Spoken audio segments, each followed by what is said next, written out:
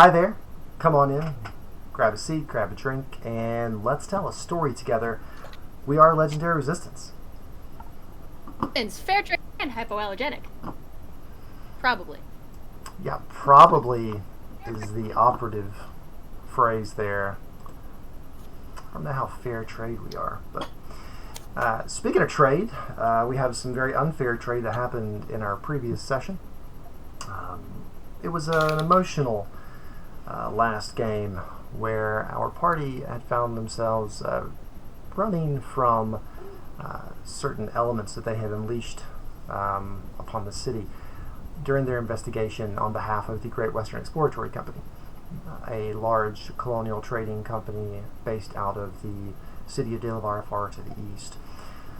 But while under this investigation, they stirred up a hornet's nest, essentially, and got themselves in quite a bit of trouble when they exploded a powder keg, and I mean that quite literally, a powder keg of gunpowder at the feet, I mean I guess it was floating in the water, but yeah, of a scion of Clan Devar, a man named Gamon Devar, and nearly killed him, disfigured his face, and earned the enmity of about half of the influential people in the city that the party currently calls home.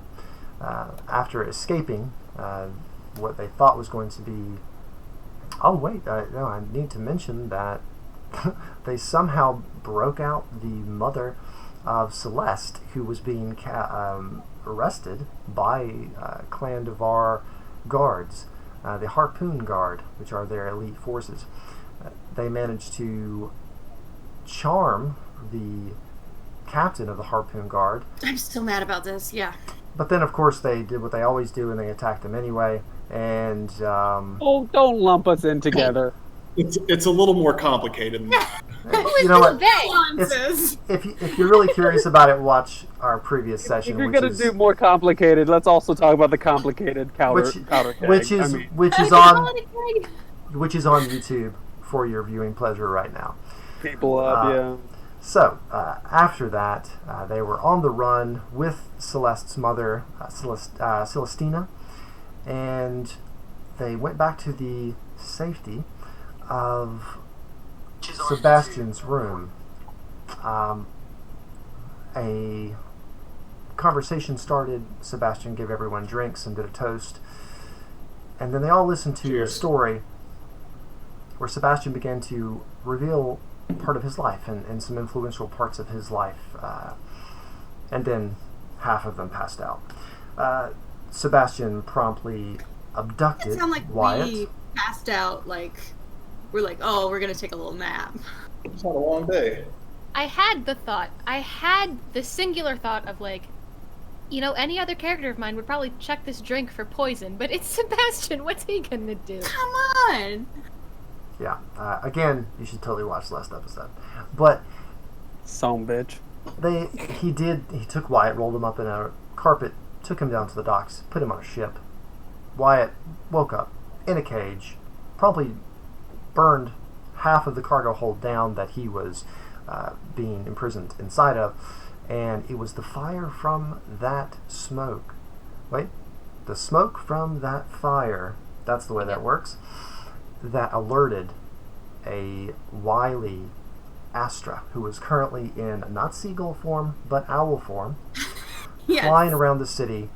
And I know I'm going to get some of this in either the comments on YouTube or in the chat or on some way you guys can talk to us. Yes, it was technically out of range, but story comes first, can it? But her familiar saw the smoke, alerted her to where they probably were.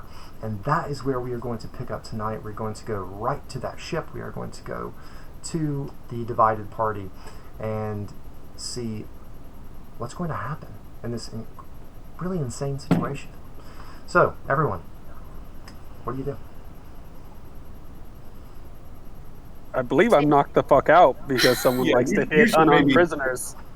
You should maybe pick some of us to go.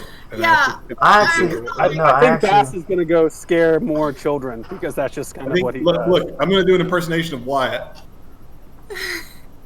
Fast lost his last toy. I think he needs to go get another. Yeah. We're gonna start with Diz and Celeste. So you have just seen this smoke plume through the eyes of Astra. She is flying back towards you now. You've just spoken these words to Diz about what you've seen. What do you do?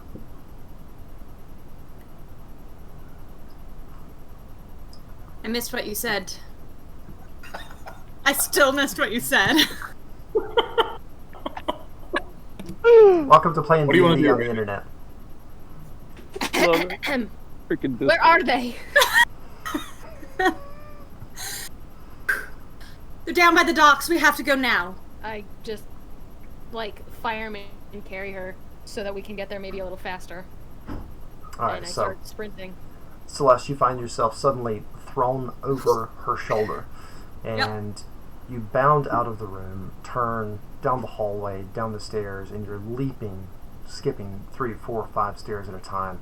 And before you know it, you're back outside. Back outside into the city where people are still technically looking for you. I'm assuming that since you're sprinting towards the docks, you are not trying to hide. Right. It's at least dignified. Like, you're not Winnie the Poohing it. Like, you're facing forward, but, you know. So I remembered to wear pants, is what you're telling me. You do I'm just not. saying that you're not, like, you have, like, full vision on where we're going. I didn't, like, throw you backwards. Okay. Yeah, and Fair enough. do you own pants? I do. Yeah, I got some from Diz. Oh, there you go. Yeah. Yeah, when we were going down into the sewers and shit. Literally shit. Anyway, yeah, so I think in the last game I talked about I covered my mother with a blanket and was like, we have to leave her, and booked down that way, and I'm feeling real guilty. Hopefully she's cool. So yeah, she's still in there asleep. Okay. But at the moment, Yeah. no one's thinking No about time. anything. All right, so you head down. Is there a particular route you're taking, or are you just running straight down the middle of the street as fast as you can possibly go?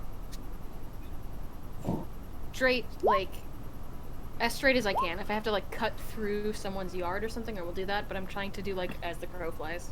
Okay, so Yeah. I think we just have to get there as fast as possible. all And right. Diz, I bet you know the fastest way down to the docks. So you're heading down there now. You immediately just break south and go to Wall Street, which runs east-west along the wall, and you head west all the way over to the bridge. The few people that are still out, and remember, this is pretty late. I mean, you guys have been up for a long time, and what did I say last time? It was like 2 o'clock in the morning or something like that. Like it's really, really late. Yeah. So there's almost no one out. You see a few guards actually, kind of walking past the wall, and obviously on some sort of guard duty on the wall.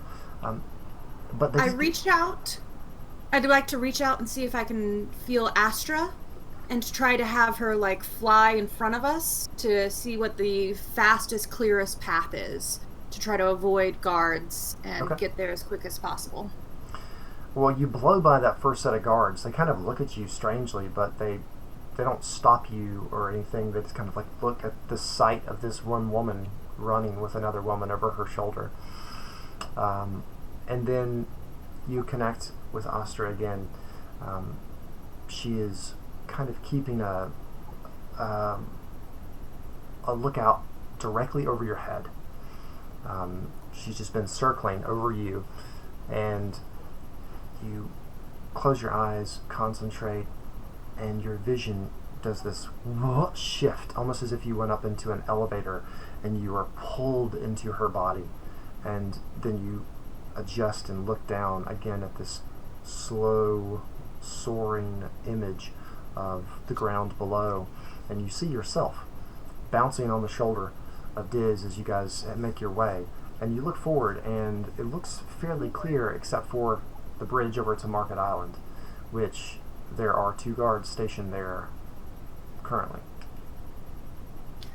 Is there like any... There's not really like a way around, right? Like, it's just you've got to go through this bridge to get there. You could swim.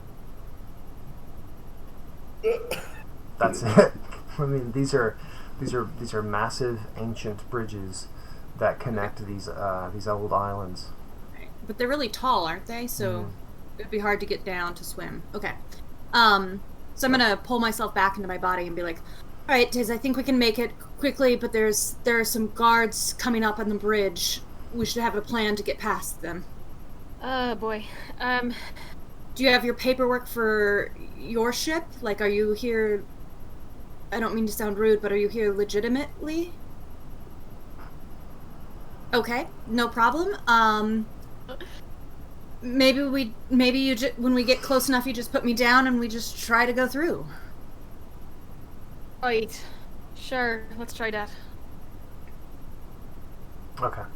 So, once you get just within eyesight of these guards, you set her gingerly down. You guys make your way up towards them. There are two guards kind of having a low conversation with each other. Then one of them says, "Oh, hello there. What are you two ladies doing out this evening?" And the other guard's going, Check that first guard. "Sorry? Can I vibe check that first guard? Sure, make an insight check." When he said, "What are you two ladies doing out this late?" Like, was there any insinuation in that? Was he like... It's a non-nat 20. Still, for the low wisdom crew, that's pretty amazing. What? Yeah. Cool. I'm glad that I rolled well. There you go. Yeah, there's no reason to rub that. Okay, sorry. No, it was his face that I was laughing at. Yeah, so there are some definite lonely guard sees two women vibes going on here. The other one is just looking at him like, "You idiot. What are you doing?" But this guy's definitely trying to draws himself up, puffs his chest out, you know. Very important. Diz, are you still wearing your fancy dress? Changed in between. Okay. Okay. But I will kind of take my hat off and let my hair come out a little. Kind of. Okay. Yeah. Okay. Yeah. I'll kind of do the same and just be like, twirl my parasol kind of in my hand and be like, just out for an evening stroll, and just keep walking past as if we're totally cool. "Oh, well, you know, it's could be dangerous out there, ladies. You know, maybe you need it could be could they may need a companion, a guard. You can't leave." I take Celeste's hand. Oh. And I'm like, I think we have all the companionship we need. Of course. And he seems, for a moment, he's like, "No, wait, I don't need to." No, but, and he's very confused. And then like he pulls back and he says, "Well, be safe, and if you need to," and the other one goes, "Stop it." Have a great evening. Yep, you Good too. luck next time. Okay. You're an I like idiot. squeeze your hand and I'm like, let's go. And then as soon as we're like out of eyesight of them, how much further is it to the docks? It's another good 15 minutes. I put my hands up, Superman Yeah. style. Scoop her up again, and then I'm gonna keep running. Okay. So you I guys. hope you don't think this is undignified. I just figured it, you know. No, it's great. You're doing great. Yeah, I'm sorry. I'm sorry about all the skirts. I'll wear fewer That's of okay. them. Late night is when Market Island and its namesake market has all of its goods delivered. Typically, they unload the warehouses later on, and then to avoid the crowds, they bring everything up. So there are actually carts and wagons and horses and people here out by torchlight, unloading things into tents and into large stalls and into shops. That the larger shops ring around this gigantic circle of the market itself, and so you are just zigzagging between these, sometimes having to as someone comes out of a wagon with a box. Make a dexterity check.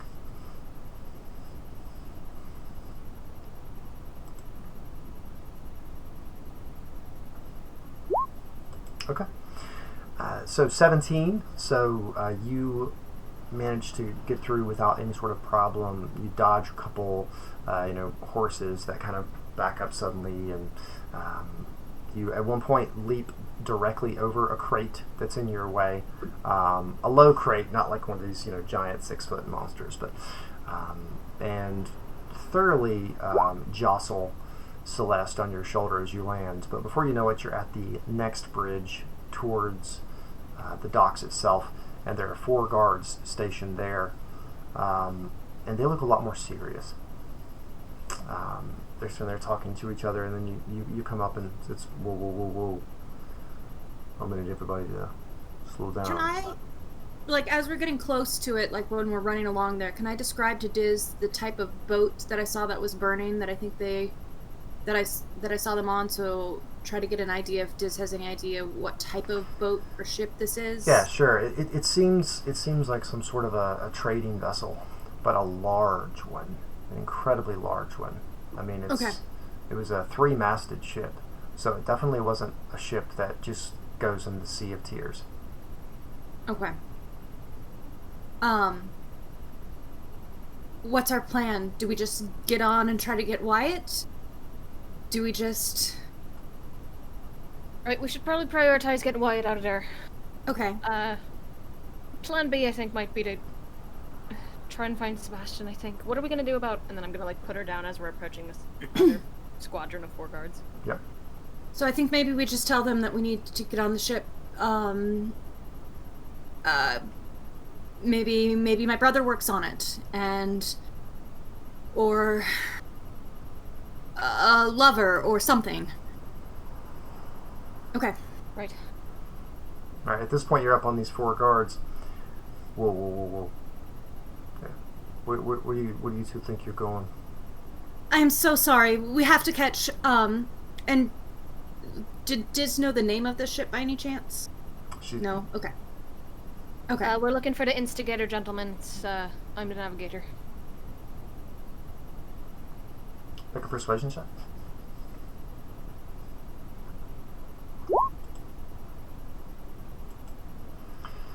So 3. Sure. Yeah, you're the navigator. I'm the High Guardian.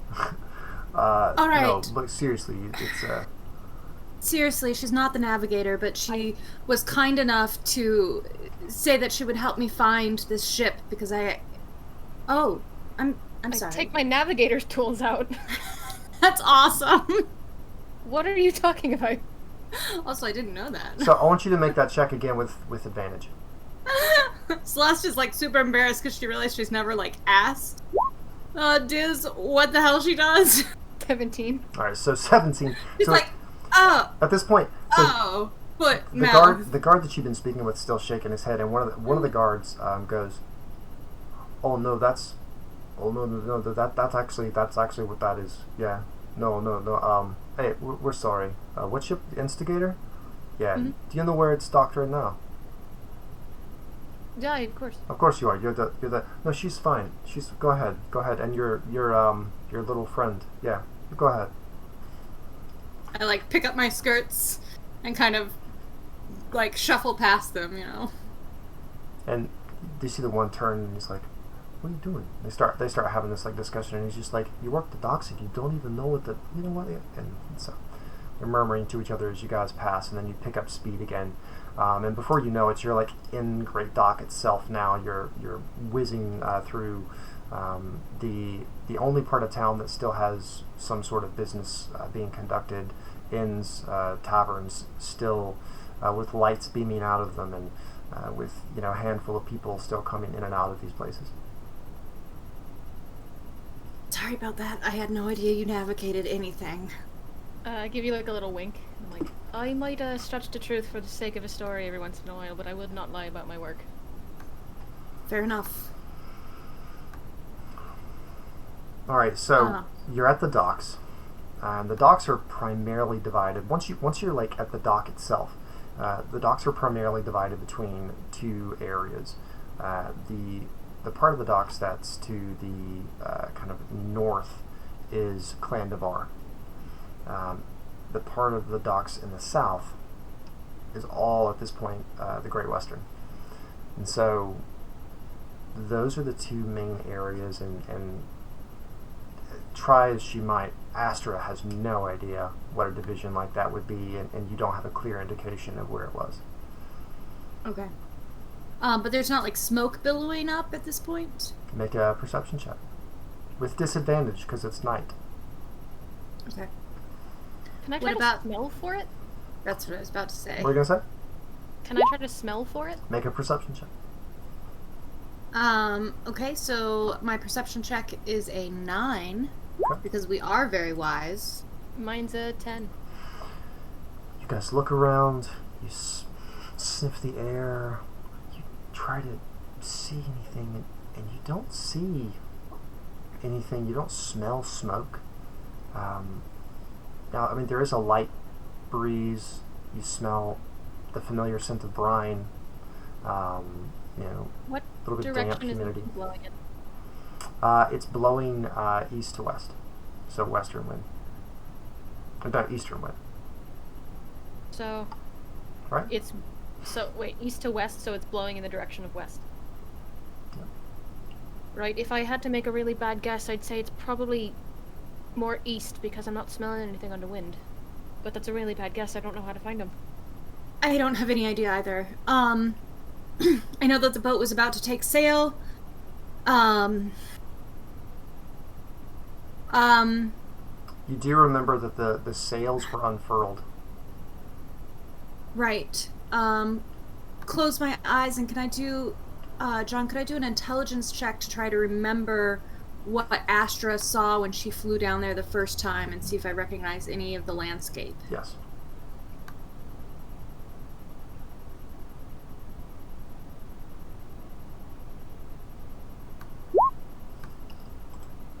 Ooh.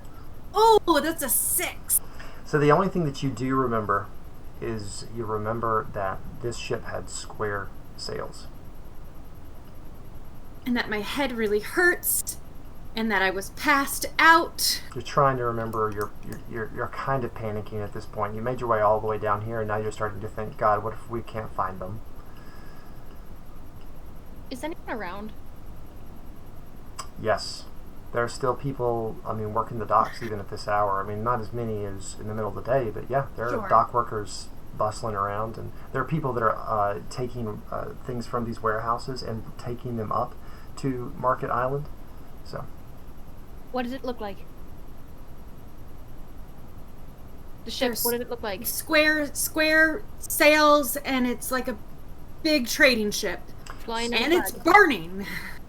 Right, that's gonna be the most defining feature. Was it Right. flying any flags? What color were the sails? Give me something. The yellow?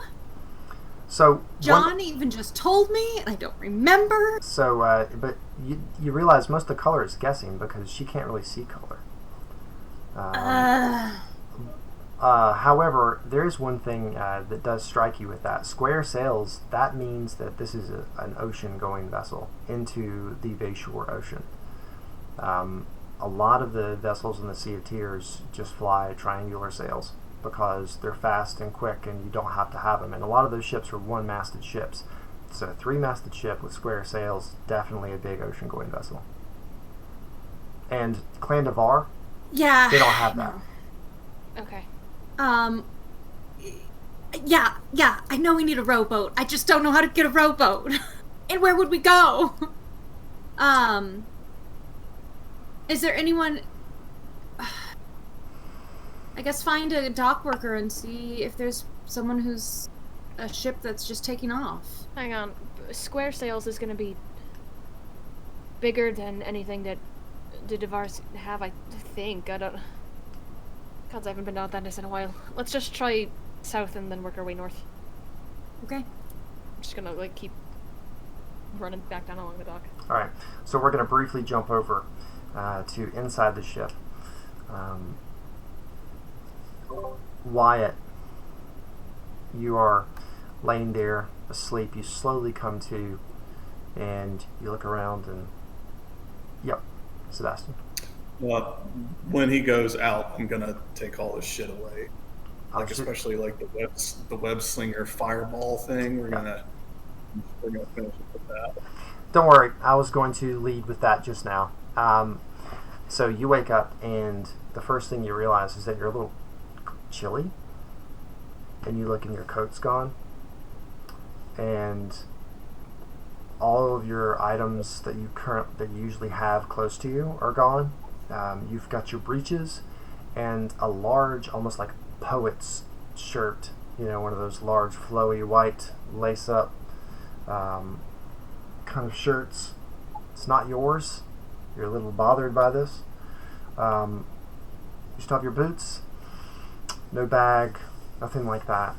There is a small barrel of water next to you, and there's a chamber pot and a plate with some hard tack and something that is either leather or bacon. What do I see when I look around besides like my cell? You see a very wet, charred wall. This entire room now smells like seawater, way more than it did before.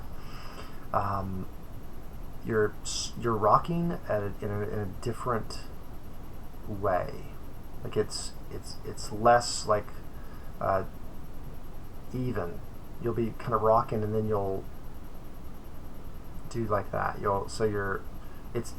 There's some movement that you were not experiencing previously. Other than that, there is some light in this room. There's a lantern in here, so you can see like the extent of this room, and it's about a 30-40 foot wide room. It's a large hold inside of the ship, and over on like right at the base of one of these large crates is a bedroll, and there's Sebastian sitting there with his head kind of down, leaning up against it. You can't tell that he looks asleep. I would like to. Did this count as like a long rest? Did I sleep that long? No, not yet, but Okay. yeah. Good Can question. I'm gonna eat all the food, Okay. or like as quickly as I can, so I can have an empty plate, and then You absolutely have to dip it in water after you almost break a tooth, and you're reminded what sea travel is like. sure.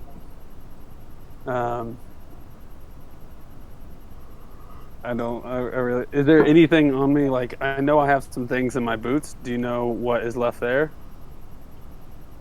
Um, Because I hid some things, but they might like the dagger easily could have been taken. But like I still have the letter of the shipment. anything, The five. anything that someone would have discovered by taking your boots off and looking them and shaking them is not Okay, there. so that's it. Okay. Um, are my letters gone? Yes.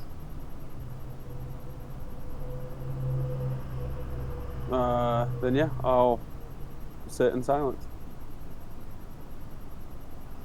Sebastian, you hear the sound of him eating.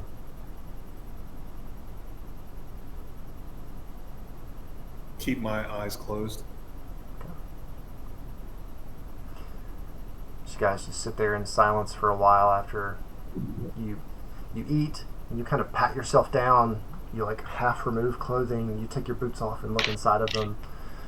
You curse silently for a while, and then you put your boots back on and take a deep breath and just sit on this hay-filled little piece of the world you have now. I still have my my bed, Yes. my little cot. Mhm. I'll turn that over and go like sit cross-legged, like facing the ship, just so that he can't see me, Okay. and then I'll finish the Were thing. any of the letters? Sorry, were any of the letters in a language I could read, or is it all in? Mm-mm. Yeah, you can't read. Well, Eldmorish? correct. It's not even in that. It's just Volian, but it's not in Volian. One was in a script you've never seen before. Because I've got Vorian, Volian, and Rye. Yep, but you don't have Elvish. I It's do not even in not. Elvish. What is it in? You know what that's in, John? The book. Hmm? Yeah. No, I've already described the book to you. Yeah, You yeah. think because he already looked at the book and when you looked at it, it resembled Volian, but then none of it made sense, and the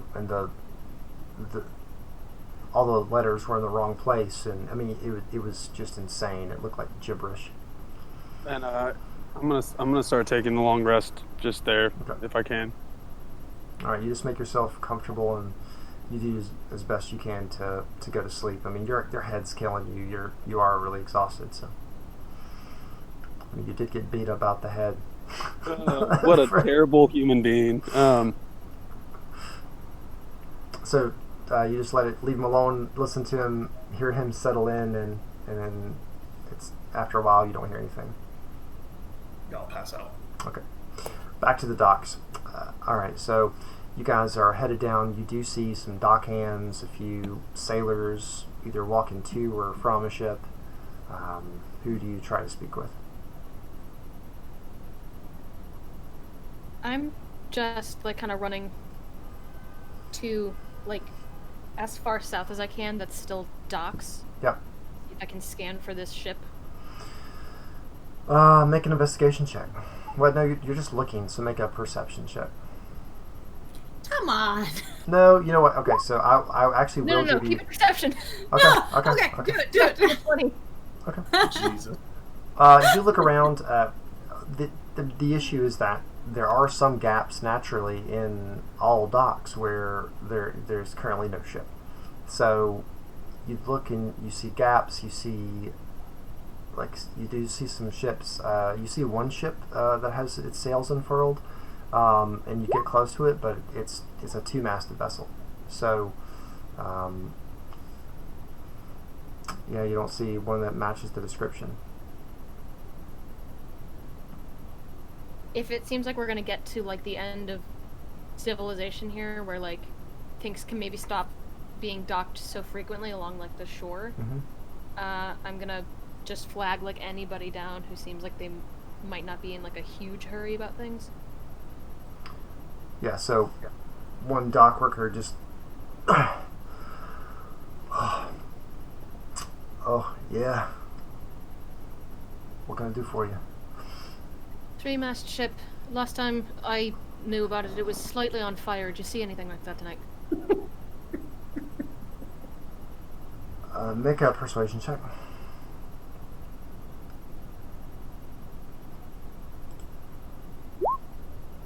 Three. Yeah, I'm sorry.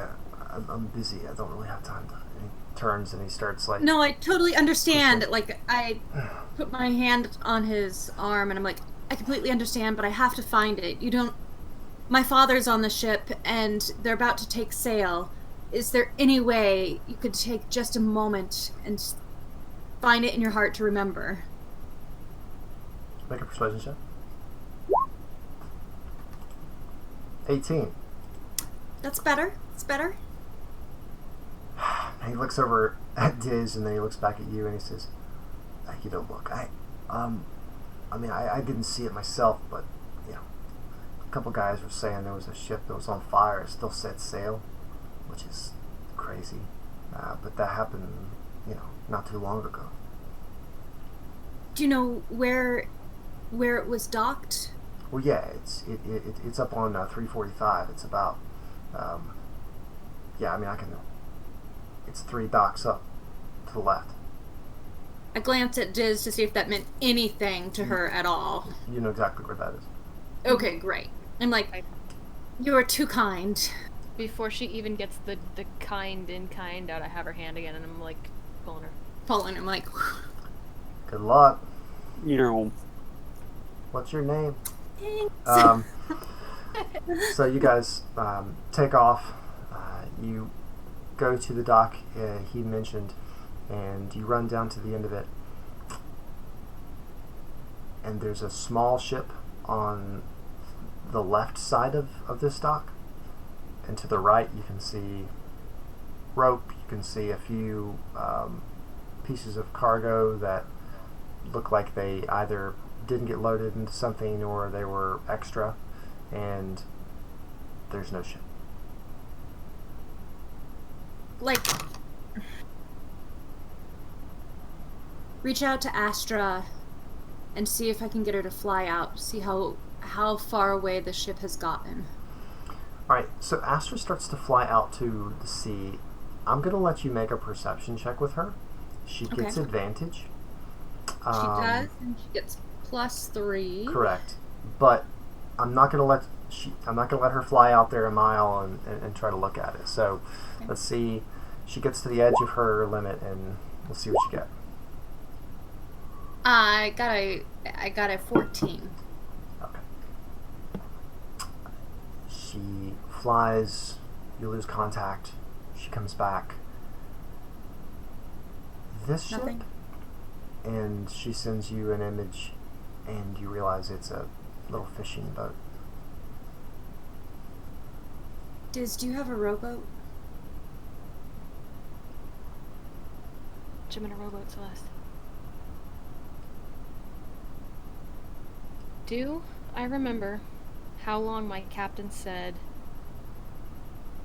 the instigator was actually going to be docked? Just a couple more days. Right.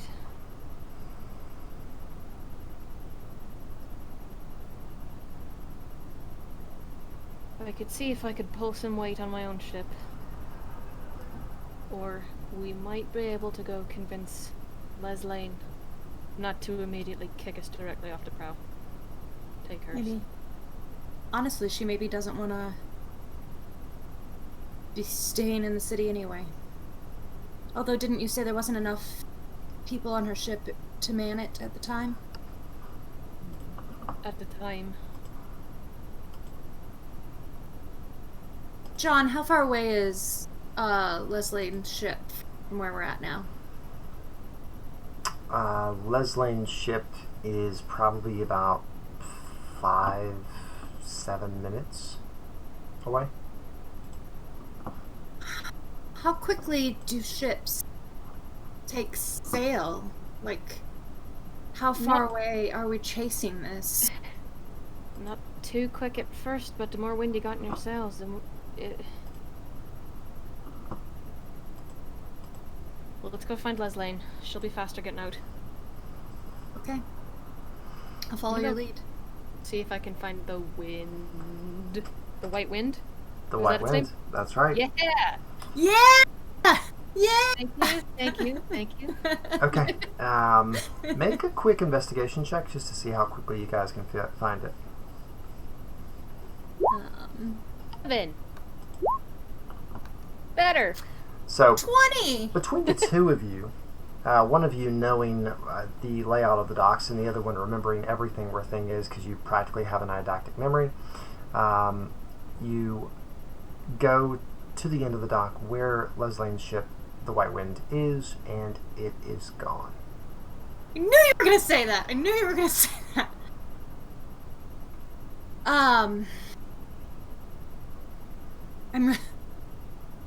I'm running out of ideas.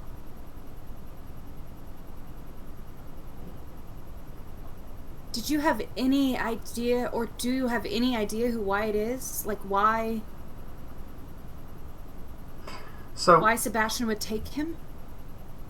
Do I? no. I mean, not to, I got plenty of ideas about why you might take a person.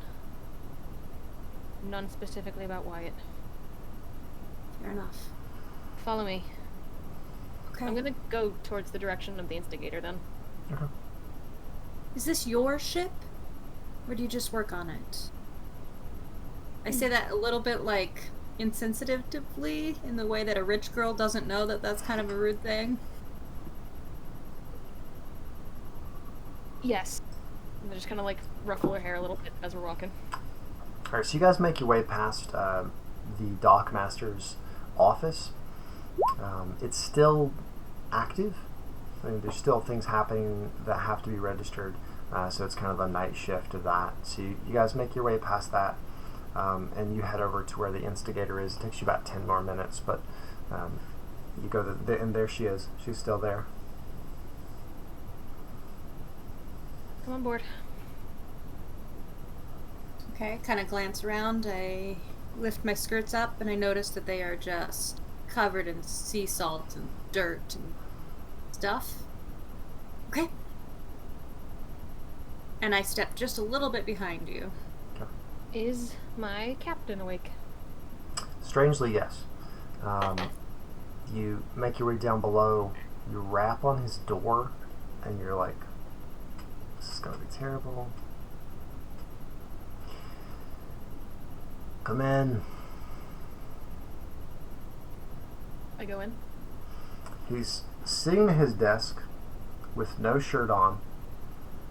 He's got a bottle next to him, and he's got like some sort of a book, and he's got like a piece of licorice that is about as wide as a fat man's thumb, and he's just sitting there and he goes, "Yeah."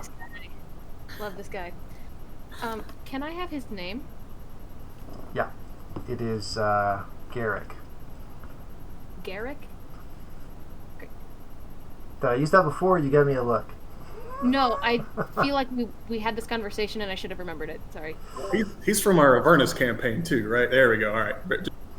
That's it. So I had used it before in a different game. It's all right. Awesome people are named Garrick. Would you like me to owe you a favor, Garrick? He looks up at you, and you realize with the flickering candlelight that his eyes are completely bloodshot. He says, "Surprise me." Friend who might be a bit shanghaied. Ship pulled out a few minutes ago. Trying to catch up to it. All right. Where was she headed? East. Just see. It's a broad direction, east. You don't know? What's her name? Okay.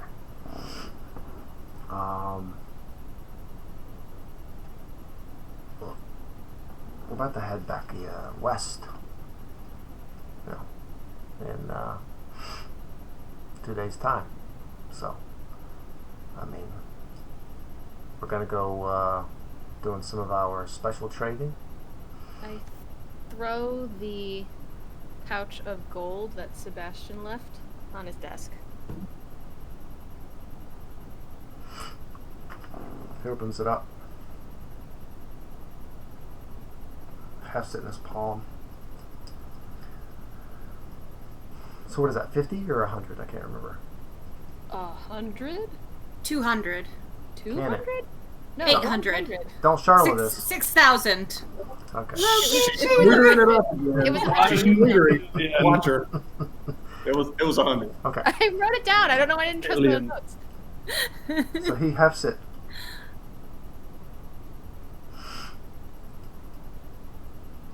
Okay. When do you want to go? Now. Sorry. Nope.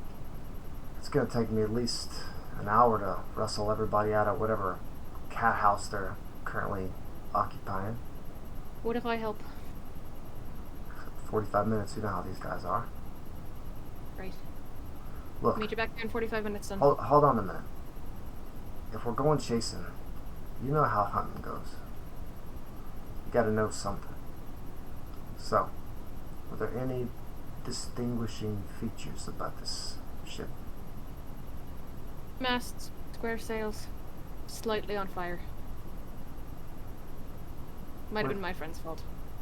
He's a good boy. So wait. It's sailing aflame. Was it? I Was have it? to assume they'd probably put it out by now, Whoa. but But was it? But was it on fire when it left here? I wasn't bloody around now, then was I? Do you want me to do this or not? Celeste, can you please provide us with some information? Yes, it was on fire when it left here, and it left in what appeared to be a hurry. As far as I could tell, it's the cargo it seems to be carrying are people. I'll get the boys. And he looks at Celeste. It's a figure of speech. Go to Dockmaster. Somebody will know what ship that was, because that kind of stuff gets noted. Find out the name, and they'll tell you where it's headed. Come back. We leave in an hour. Okay. Dr. Garrick. Thanks for making my day job a little easier. Let go. Celeste, you're welcome to come with. I definitely trail behind you. Let's just stay on the ship, just hang out. I'm just gonna hang out, So you guys, as soon as you play some craps. as soon as you shut the door, you hear him. He yells. He starts barking orders in such a voice that the door practically rattles. You can hear people suddenly scurrying above deck, and by the time you get out, there's already someone like running down past you inside, and another person is running down the gangplank, and someone else is ringing a bell up there. Someone you trust? What? Is he someone you trust? With Garrett. my life. Multiple times. I guess I'm just feeling a little bit skittish these days. And I like squeeze your hand. Squeeze it back. Alright, so you Let's guys. go talk to a dockmaster.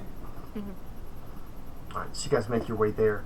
You get there, like I said, it's the night shift. There's a bunch of people in there just by lantern light, candlelight. You know, some people, they're drinking like steaming bowls of something, and they're writing down things or talking to guys who are like standing there tapping their feet, waiting impatiently as there's like a wagon that's fully loaded, is ready to go.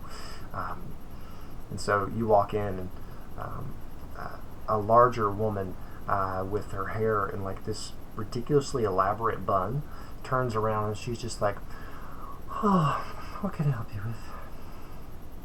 For a ship that left port a couple of minutes ago. "Oh, well, there's not much that was supposed to be going out tonight. There's 4 ships left tonight, I believe.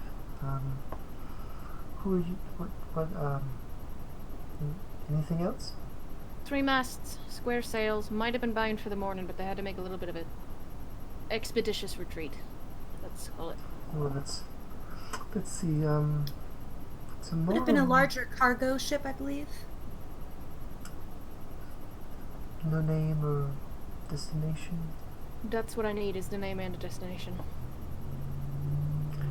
Right. Well, I'm sorry to say I can give you a list of about 20 ships, and that's the best I can do. Bound wasn't- somewhere east. Does that narrow it down? You don't There know- wasn't something strangely documented about a fire on the waters tonight? Oh, you heard about that, did you? Yes. Quite a disturbance. What ship was that? Oh, well, that was the guiding light. Terrible. Still don't know quite what happened to her. The guiding light. Oh. Can you tell me where... Still managed to take sail, though, yes? We're not sitting at the bottom of the harbor. Fair enough. Where was it headed? Well, that's a Great Western ship. So it's headed back home.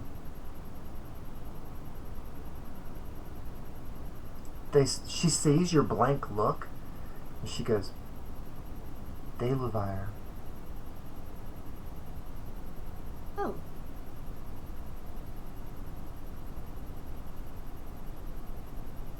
Very much. Wonder if Do you know have who was the some- captain of that ship by any chance? Oh, come to think of it, it should be written down here. And she flips through some pages. And she says, it looks like, that is Toriel Norvain's ship.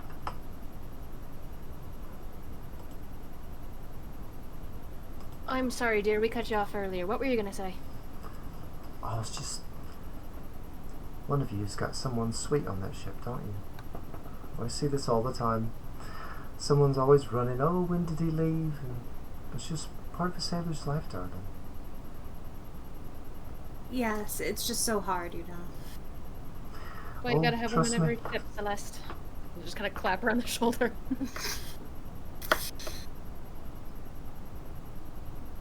Thank you so much. Do you know about how long ago it left? If there would be any chance for me to get a message out to it? You know how it is. I don't know when it would be coming back, and it's so long to wait. He's gone, darling.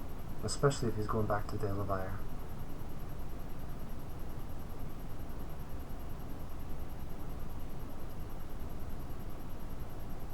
Okay. But you know what Thank they you say so about much. sailors? There's always more coming in.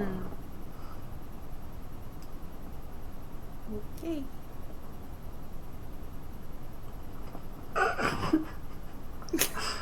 You got me there. That was funny. Alright. Right, come on then, Celeste. Let's go drown our sorrows. Thanks again. Have a lovely evening. Alright, you guys make your way back outside? I guess let's round up your crew. If I know anybody's, like, haunt of choice, like, if I know definitively, like, this guy will definitely be here, this guy will definitely be here, I will take a couple of minutes to go, like, round them up if I feel like it would help Garrick at all. Yeah, so you spend a little bit of time doing that, just popping your head in some places where you know some of your men frequent. You grab a couple of the women who you are also on the ship with, who they love a certain bartender, so they're there with him, and so you're just like, no, come on. And they don't believe you at first. There's a little bit about like conversation altercation, and then everyone eventually finally comes back to the ship. There's a couple other places like that where you pop your head in, but you also find that your crew is really efficient. So like 2 or 3 of the times you start to pop your head in, you see people leaving, they're coming back out, or the first mate, he's doing it. So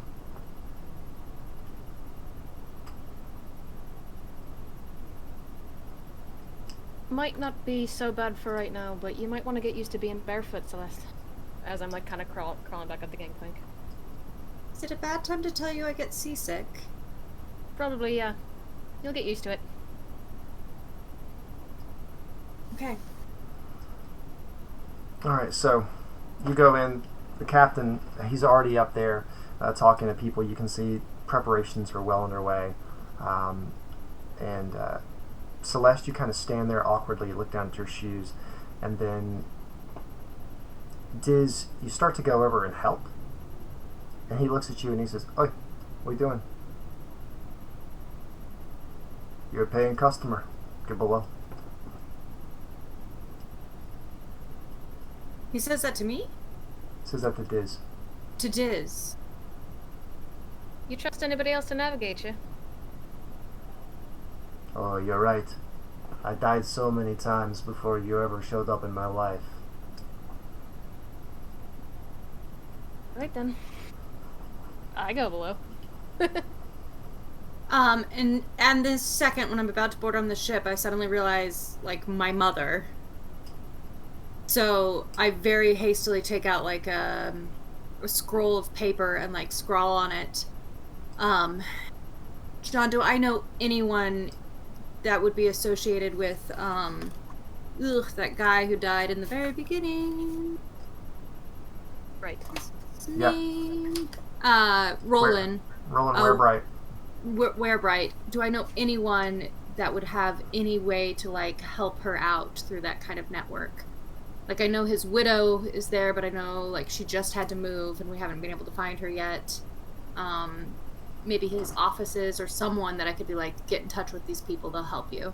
So, to be honest, the first person that comes to your mind is actually the first person that hired you all to get together. Okay. So, I mean, Reginald is the person who knows everyone involved, and Yep, and knows that we were working for him, yep, etc. or Grix. And Grizz. that's our contact person. Grizz, isn't it? Yep. Okay, so I scrawl on there about her finding Grizz, and I take my sheet of paper that I'd been using for, like, the forgery of the credentials for the Great Western, and I fold it up and, like, just glance around and see if I can find some kid that I can pay. There are to people run that this are to also frantically loading the ship, like with Okay. supplies that were going to be like just kind of brought in over the next couple of days. There are sailors and dock workers and people that are just like hauling stuff as fast as they can on there. And so Okay. there is one dock worker who's headed back down. Is there any way that you could get this message into the city? Or nowhere else I can send it? It's a really broad-shouldered person with a long, like thick braid, and the person turns around and it's a woman, and she's just got these like giant ropey shoulders. She turns and she looks to you and she says, "Yeah, what you want me to do? What?" I need to get this message to my mother. Scroll down Sebastian's address, because screw him. Who cares if they know where he lives? And, I need to get this to my mother there. I mean, I'm working. Do you know... I can make it worth your time. Take out, like, a piece of gold. Please. 5. I don't even know if I have 5 gold. Oh, I sure do. Yeah, give her 5. She gets this like brief, like triumphant look on her face, and then she says, "I'll see what I can do for you, darling." And she takes it. When she looks like triumphant, like, I just kind of like try to hold back, like, crying. Yep, she's either completely oblivious or does not care. And she takes the 5 gold, takes the letter, and she just saunters off the dock, and somebody says something to him, and she just shoves him off of the dock into the water, and she just continues on. Okay. Well, just a little insight to see if I think she went that way or not. Your insight of 9 reveals to you that she definitely went in the direction of everything else in Great Dock. Great, Port. perfect. Yeah. Look down at my shoes, take them off, put them in my little satchel, and hike my skirt up a little bit so it's like tucked into the belt area, and march on to the ship. Okay. You go down below where Diz thoughtfully was waiting for you because she realized you would just wander aimlessly about the ship. You go into the guest quarters, which is pretty bare. I mean, it's incredibly basic, but it is a private little area for 2 to 4 people. So, and in about 15 minutes, you can hear the shouts of the ship casting off, and you guys are underway. at least singing a little shanty under my breath. Okay. If there's like a porthole or something, I'm also looking out of it. You look out the porthole, and you see the docks, which, I mean, the docks have to be well lit from all the activity that's still there. So there are these really tall poles with lanterns on them, and every building that's on the dock or near the docks has a lantern or something on it as well. It's a slightly gloomy night, but you can't help it. You see, there's someone standing, looking at your ship. Do I recognize this person? You're still pretty close. You're still only about 15, 20 feet away. And so the person is standing there, slim of build, near one of the lanterns. And it's Wyatt we didn't even need to get on the stupid ship to get in with. Oh. She pulls her hood back, and it's Mira from the Jilted Maiden. Yeah. Did she see me see her? It feels like she's looking right at you. Didn't I look right back at her? You almost feel like there's a hint of a smile, and then the hood's back up, and she just walks back off.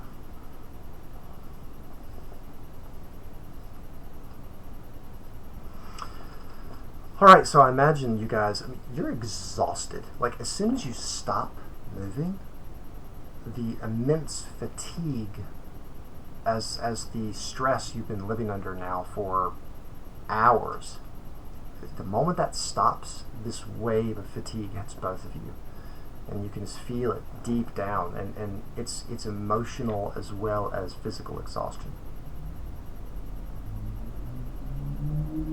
Is there more than one like hammock, bunk, cot type thing in here?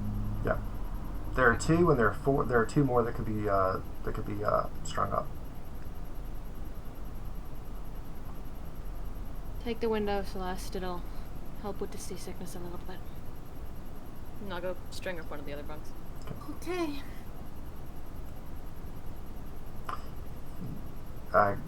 Gratefully, before you even know it, you're in one and you're asleep. So you're so tired. And we'll go to the next day. The next day, Sebastian, you wake up with a slight crick in your neck from having slept at the base of this large crate, but you've certainly slept in worse. Get up and kind of move my neck around, stand up, wiggle it out, and go up on the deck. All right. You get up there, you look around, and no land in sight anywhere. There are sailors hustling from one job to another. It's like you don't exist. They walk past you, they move around you, they ignore you completely. Go to the place that he told me that I had a room, and Yep. put my gear in there, Okay. and Wyatt's gear in there. I'll keep all the books and papers. It doesn't seem like they really give a shit what he was carrying at all. Like, it wasn't like they were like shaking him down or searching him when he came aboard. So I'll just keep all that stuff kind of like bundled up with my stuff. Okay. Try to find out who the captain is. If it was the guy that I had contact with, or... So it's not the guy that you had contact with. You do see. You can speak with him briefly. He says his name is Hamish, but the captain's name is Toriel. Toriel Norbane. Do I know how long it will take to get to De La Vire? It's going to take you the better part of a month.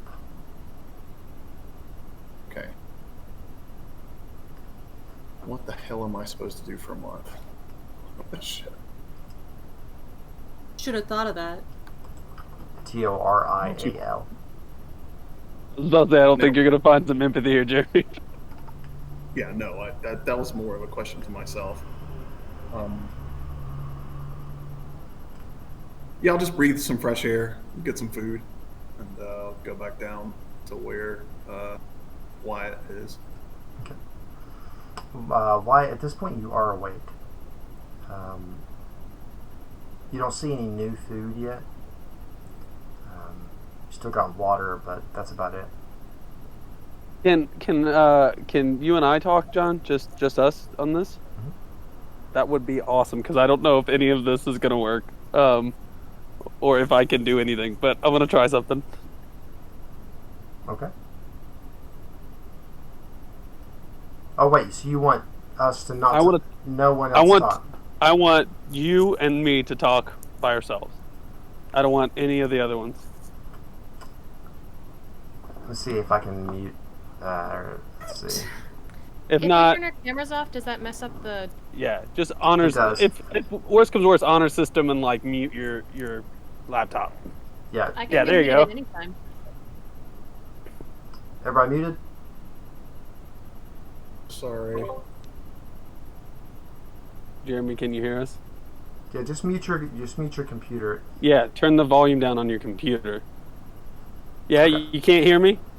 All right, so go. Jeremy sucks. Okay, Go. good. Okay. So, can I do that with the shirt? Because like, if I have if I have something that can be a bag, which I'm assuming I could like potentially tie that shirt into a bag-esque thing, I could potentially make that into a bag of holding. Is that accurate? You would need at least needle and thread to be able And to. I also have right tool for the job. So if I have enough hay that's really sharp, could I use that? Or like strip it apart? Could I do something with the stuff around it? Me take thread from the bed if I have to. Yes. Okay. And you can take a splinter. Yes. And Yes. You can like kind of roughly tie it. Okay. But you do have mending, don't you? Yeah, and but I can't. Again, that's through stuff. As a artificer, I have to have like my tools, like whatever I use to mend. And since he's taken everything, I can't do that. That's right. Yeah. Which is BS. Every other magic user can use magic right now. But I love this. So okay, so I'm gonna make that shirt into a bag-esque thing, and during my long rest, I can do that. So I would like to make that into a bag of holding. So first, I want you to make a check with your tools. But since you don't have your tools, you get disadvantage on I'm them. fine with that. And it's a dexterity check. It's a dexterity check. Okay. That is a 12. It doesn't really work. You try it, and you just cannot quite get it to hold as a bag. Okay. But you're using a splinter and like threads you've salvaged from the bed. Sure. Can I work on that like all day, Yes. as long as no one's watching, every night until this can work? Yes, you can. So then go ahead. and then we'll mute if this ever works. We'll mute and we'll go through like what I want to do with it when it works. Okay. But yeah, cool. Back. Welcome back, everybody. Oh, hi! Hi there. Hello. It did not work. That was fun. Aw. What did Twitch chat say about that? Anything? Hopefully they gave us all the information. Something about an apple addiction. We all missed my second sign, which was going to be this. Yeah. But I Better decided believe maybe it. United Child was probably better. Maybe. I mean, both would have gotten my attention. Noted. The first one did not get her attention. All right. So, Sebastian, you come back down, and Wyatt, I want you to make a sleight of hand check right now. Okay. Do you want to make a perception check? Yep.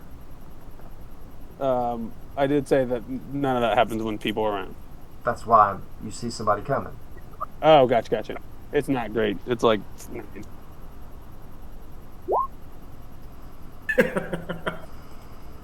So Bast Don't know how You- that worked. Bast rolled a 7. So you see him coming. You hurriedly shove something under that mattress, the slightly charred mattress, Oh, and you turn Slightly, around I think very. Sorry. and like you're like, oh my god, he sees me, and you realize that he's going, and he's just sneezed. And he looks up.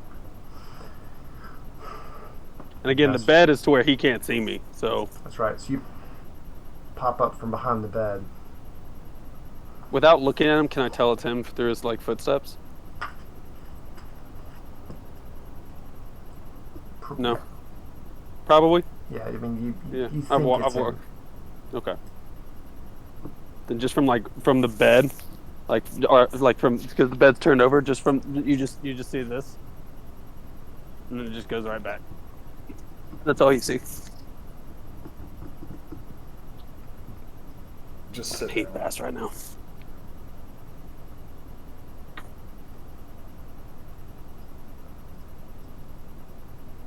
Okay. You sit close to him Yeah, again. just finish the food that I'm eating. Oh, I also meant to ask you, John. Actually, I'll write it in Roll20 because I don't know if this will work either. But okay, sorry. So do you guys talk at all, or you just sit next to each other? I'm not talking to him. Okay. Well, this is great. We'll go back to go back to the instigator then. Perfect, guys. A plus. Okay. What? So the first thing we're gonna do is I need Celeste to make a Constitution saving throw. Oh, baby. I was waiting for this. Yeah. All right. Let's see. See how sturdy 21. I- 21. Like a ball. Celeste? So you wake up. What? You're rocking, and at first you're like, "Oh my God, there's an earthquake." Nope, I'm in a hammock. And then you get down, and the ship is definitely moving. It's fairly rhythmic, but then there'll be like a swell, and it's not nearly as bad as you remember it. Give a fine ship, Diz. Fond of her? It feels so. You've only been on like a couple like little fishing vessels, or maybe like for a party you got on like some small boats or something. Sure. And it's quite different being on a small boat Right. than it is being on a large ship, and it doesn't bother you as much as you thought it would. It's actually incredibly impressive. It's more like an experience, sort of like you're floating or flying, right?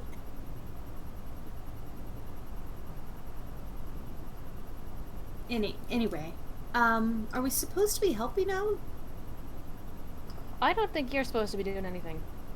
Whether or not Garrick ever gets less charitable than he was yesterday, for me, is maybe 50-50 shot. Fair Just enough. check. If you do go above decks, I'd just try to stay out of somebody's way. That's all. Noted. I am gonna go up above and just kind of see what the general morale is like. Make an insight check.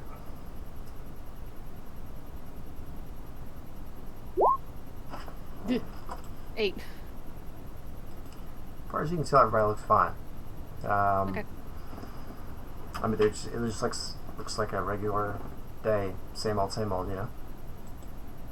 Then I am gonna find Garrick. Okay. I just want to point out that thank you, Habris, for saying Wyatt OnlyFans. That needs to be a thing. So I'll let the powers that be. Thank you, chat room. That just made my day. All right. So so the crew looks pretty. Just going about their business, kind of day to day. And where did you say you wanted to go? Who do you want to find after that? Find Garrick. Yeah.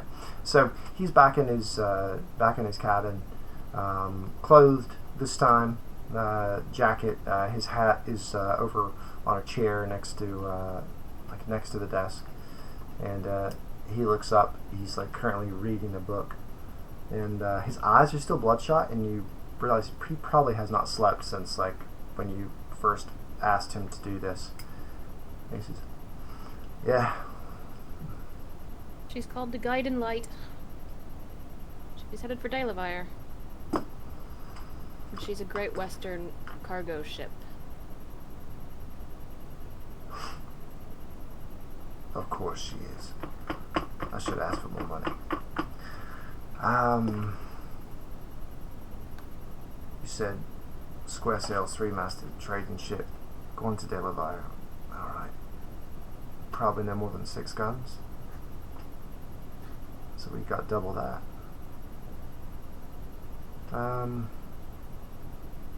It's just finding, right? You want me to stop her? Don't really gonna get my friend off of it if we don't. But should we maybe come across a little finder's fee while we're there? A prize is a prize. Mm-hmm.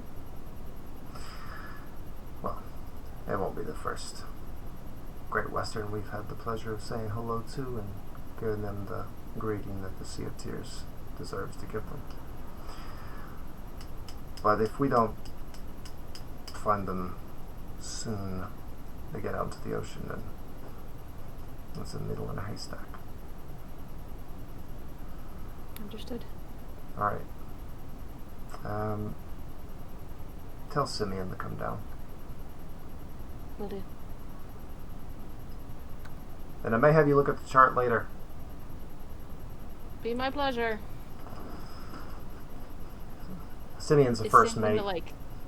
Okay. So you go. I close the door behind me, Yeah.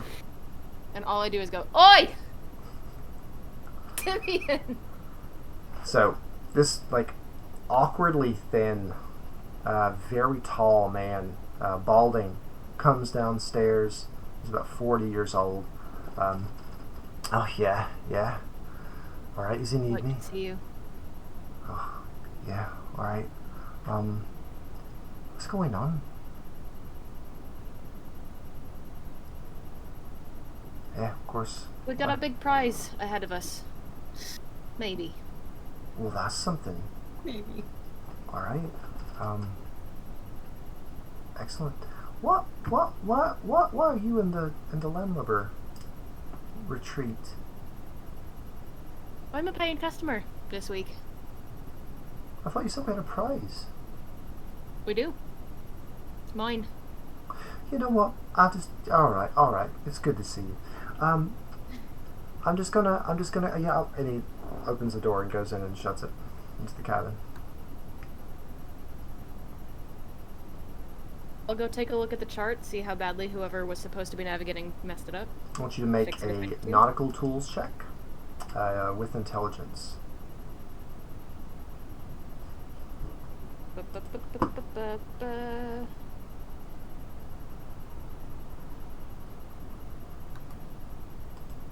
Wyatt. Got it. Sorry, I didn't realize that I didn't give that an attribute. So how do I just roll a d20? Go ahead. That's a yes, John. I can do that. 19. Mm-hmm. Excellent. So it's crude. +2, actually. Yeah, so 21. It's a crude. You would get more than +2 because you're proficient in your nautical tools and you get your intelligence modifier. Oh, you're so right. So it would be +4. That's right. So it's a heck of a roll. 23. You look over at it, and immediately you're like, oh, okay. And you just start to do some corrections. It's not bad. It's like go east and, whatever. But you also have more information than him. You have a destination. And you do know, like, part of the charts, and like there are a lot of maps that you guys have here. So you start going over them and you see some of the trade routes, the most common shipping lanes. And so you navigate towards that before it heads out into the ocean, because unlike our world. This world's the hemisphere from hemisphere. The where you guys are at, it goes the prevailing winds go from east to west. Right, so you're actually going against the wind when you travel east. So you have to go south a little bit and then back east. So you're going to follow down along the coastline a little bit, or like, fairly close, and then you're going to cut back east. So you make some calculations, you do some corrections, and you're feeling pretty good about it. You feel like it's definitely you're in the right area. And if there's any way to chart the course so that we can maybe stretch our speed a little bit. Yeah. Yeah. Okay. With the 23, I'm definitely going to say that you also increased your speed and your time. So.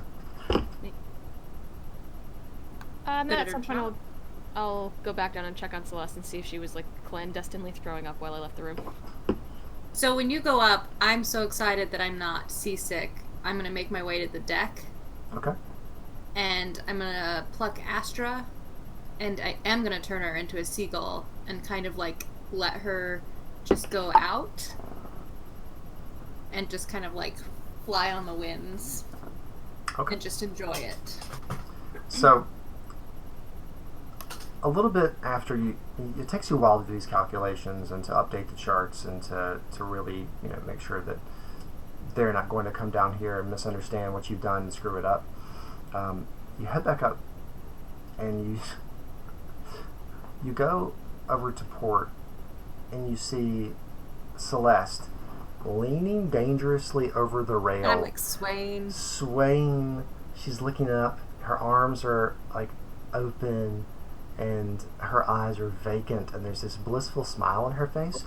And you see you see sailors walking by her, and they're some of them give you this look like you brought a crazy person on this ship. Because especially since no one thinks magic is a thing. So, and you look over, she just looks batshit crazy. So happy. Do I recall that look as being similar to when she kind of morphed into Astra's eyes? I'm not going to make you roll. I'm going to say that you can understand what's happening. Okay, then I just kind of silently agree with anybody who walks by and gives me the yeah. And then I will stay nearby in case she looks like she's about to tip over, but otherwise just keep an eye out on her. It's one of those things, the old saying, God protects drunks and fools. The ship will list. You never heard that? Yeah, it's a no. I love that saying. Maybe it's a southern thing. But anyway, so the ship lists dangerously at one point, and she just leans over, and you reach out to grab her, but somehow she maintains her it's ridiculous looking, and you're not sure how she doesn't fall, and then it comes back, and then she's just still grinning, and you look up and you see a seagull swoop down and land on her shoulder for a second, and she just looks. Celeste, you look at yourself through the bird's eyes, and then she flies back up. So cool. Alright. And then I will come to, and I see Diz, and I'm no one ever told me the sea was so incredible. You'd get used to the seasickness. I'll go back down. It's fine. Oh. I look around and I notice everyone's kind of staring at me as So as soon as you look around, they're not, but you do see I'm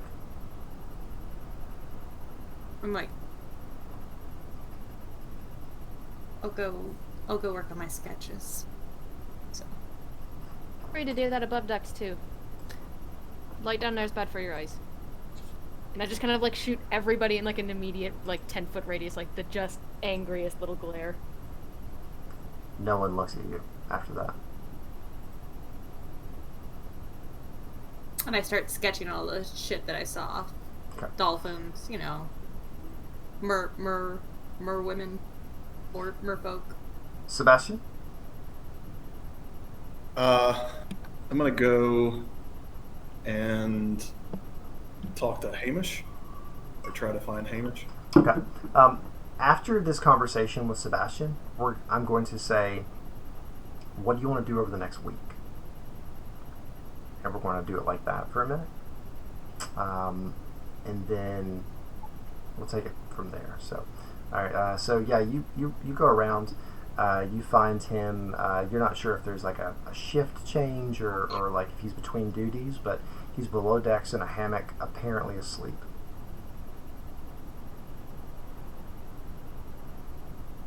I'll wait for a different time.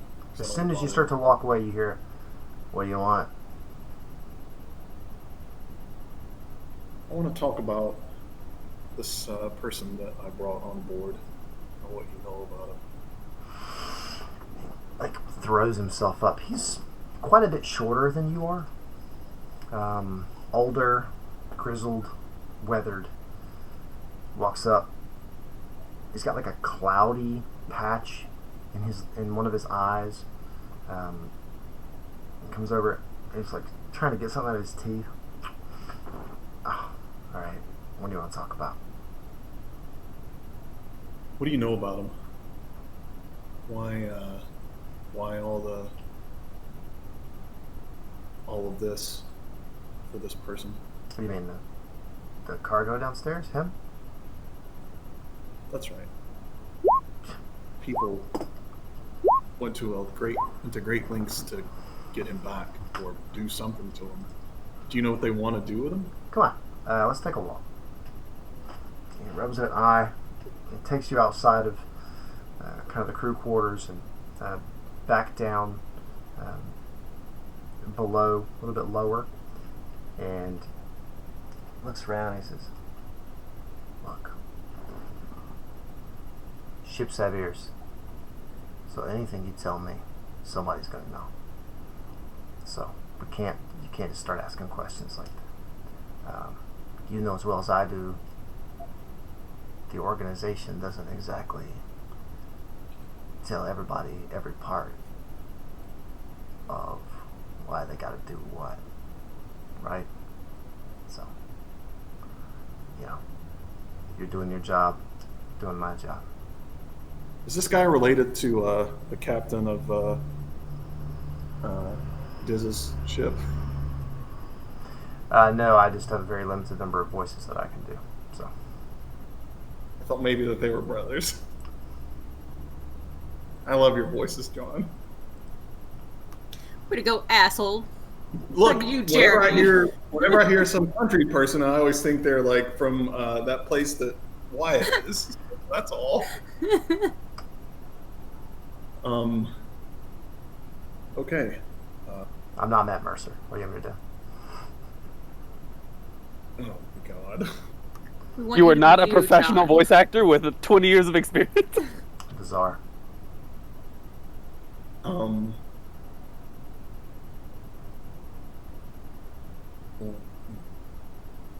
Do you know why they want it?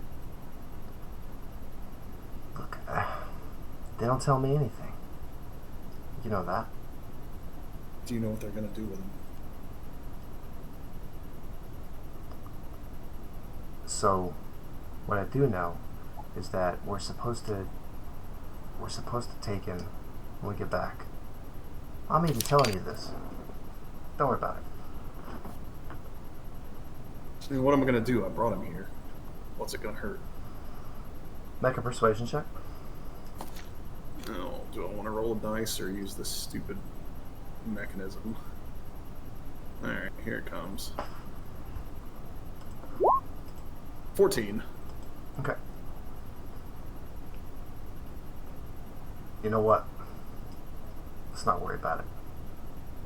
Just, Okay. I'm doing my job, you do your job.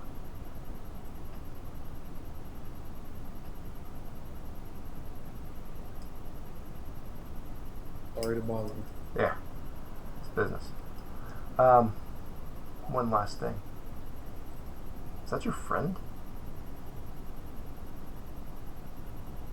Is he talking about Wyatt? He points like down. Like in the hold? Yeah.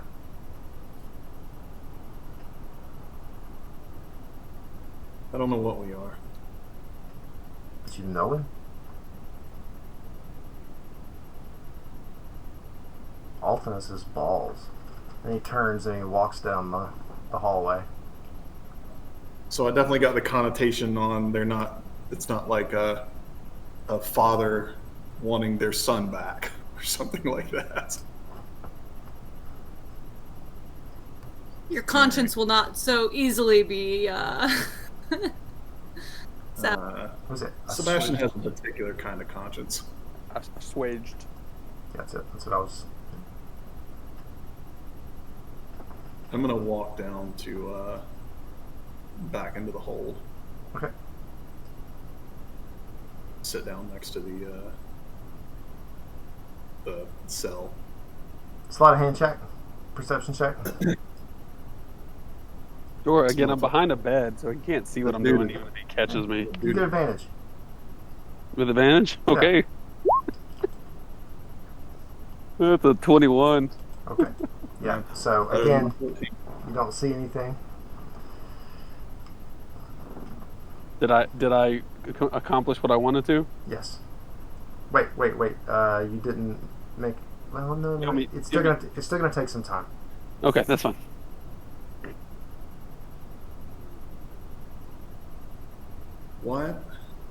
What language is this book written in?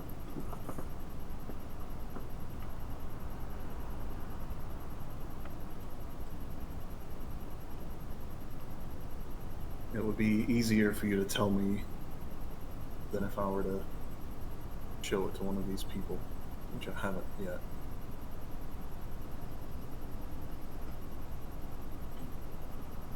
What about these letters? Is the book and the letters in the same language, or are they different? It seemed like they were different languages. They're different, correct, Wyatt? No, they're not. Same language. If you call that a language. Great. What about the language, or what about the letters then?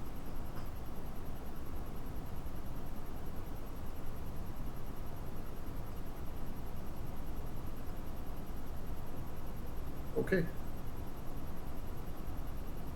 And then I'll back up and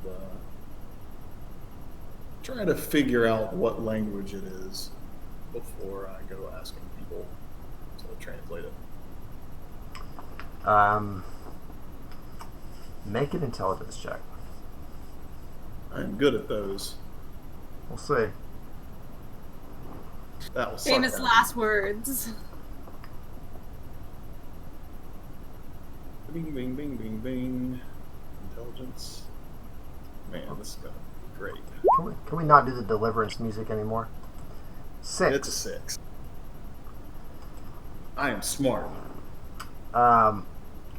You spend some time, you flip through it, you look, you try to analyze. They're definitely Volian characters, like the Volian alphabet, but some of the symbols look wrong or they look slightly different, and then the word order is completely out of whack. And you spend almost an hour going over this, and at the end of it, the only thing you've earned yourself is a headache. Sure. Cool. I'll just spend some time doing that. Okay. All right, so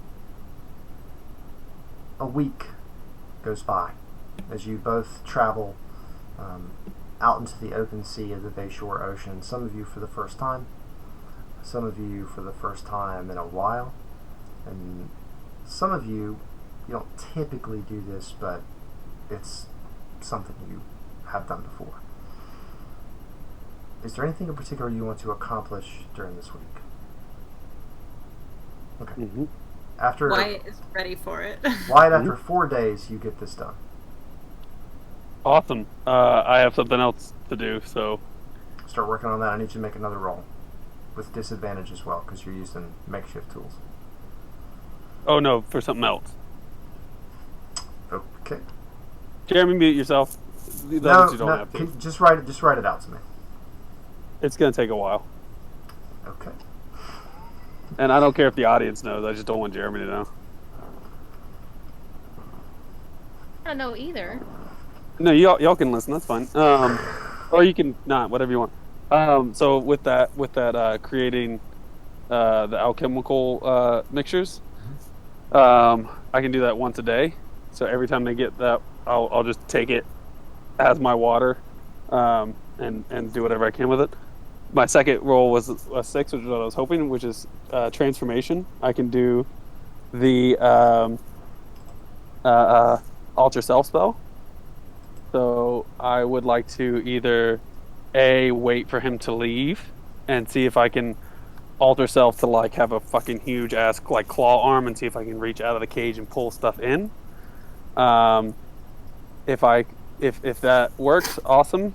If not, do I have any idea how thick a hull is of a ship?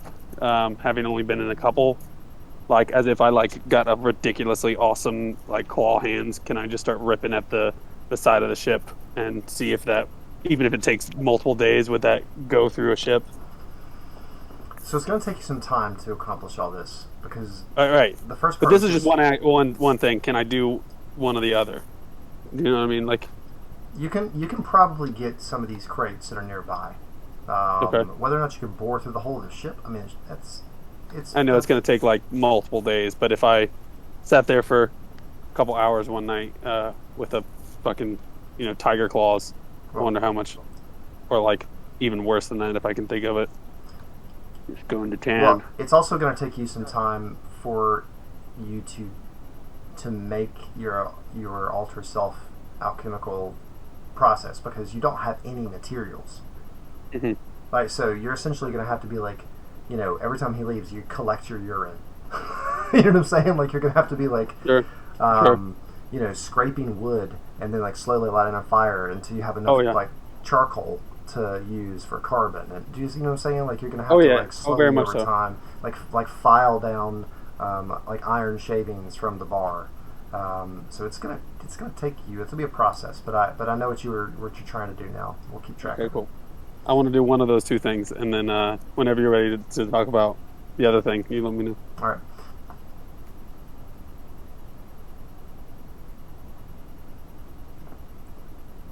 Come back, Jeremy. Okay. All right. Everybody else, what do you guys want to do this week? At some point when Celeste does not look like she's like actively having like a fun time, like maybe she's just like chilling out at some point, I want to go and have a conversation with her. Yeah, so I probably spend a lot of my time up above like sketching and doing stuff like that. Mm-hmm. So I'll wait for her to maybe like close her book at some point or look like she's like taking a break from sketching. And then I'll kind of like tuck myself, like sit on like a spare crate or something so I'm not like in the way of somebody working. Right, I'm aware this might be a bit of a sensitive situation, but I think I might need you to tell me what you know about Sebastian.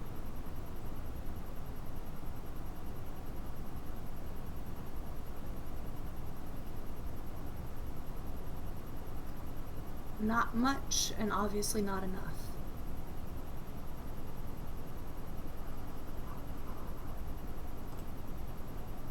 I honestly don't know him very well.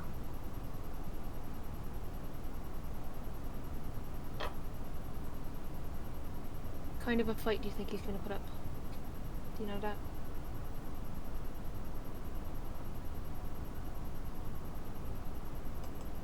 Apparently a lot of one.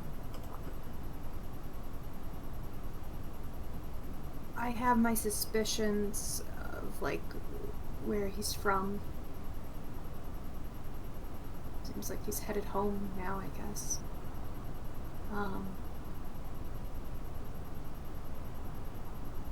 I know he has some sort of And like I kind of glance around to see if anyone can hear us or is paying attention. Does anyone seem to be, John? Nothing you can see. I know he seems to know more than he tells us about magic. But I don't know what kind of connections he has. They seem like they might be powerful, though.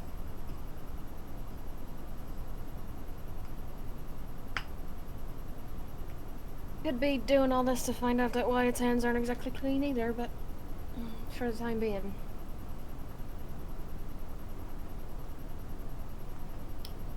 Did you just meet both of them? Where do we... for... What brought you here, then? Chasing after him? Chasing You're after him, you mean? No. What brought you to the city?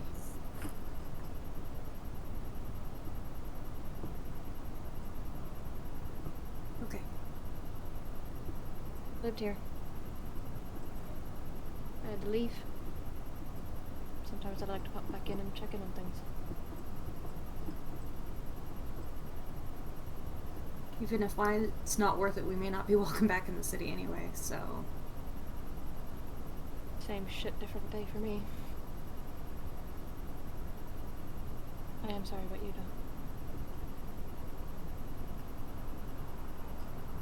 though. Yeah.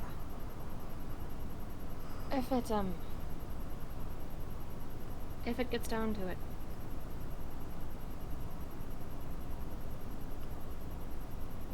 how much mercy am I showing Sebastian?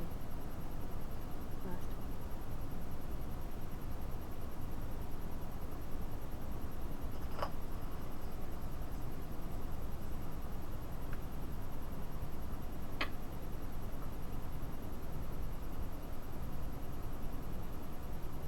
I don't know.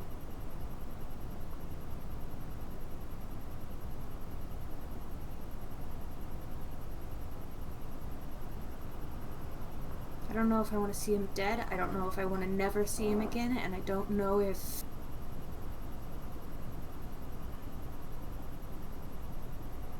What I want to answer you is show him as much mercy as he's fucking given us.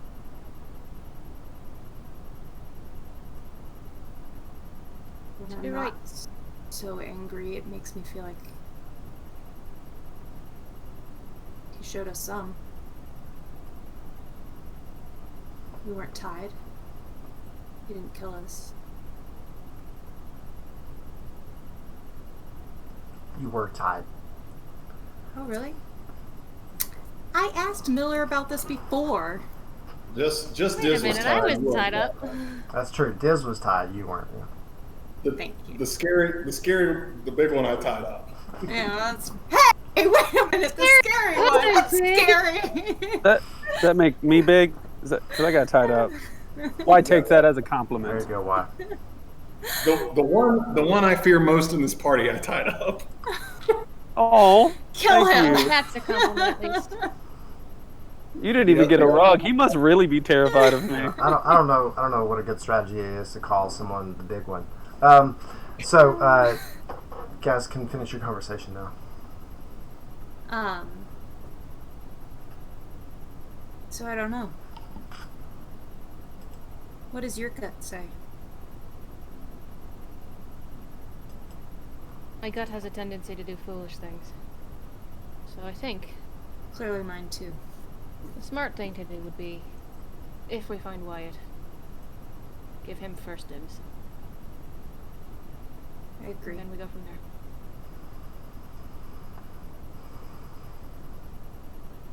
You weren't foolish for trusting him. I was. Doesn't matter.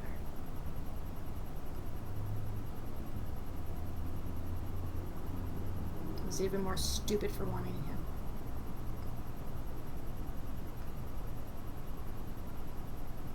So hopefully Wyatt's alive.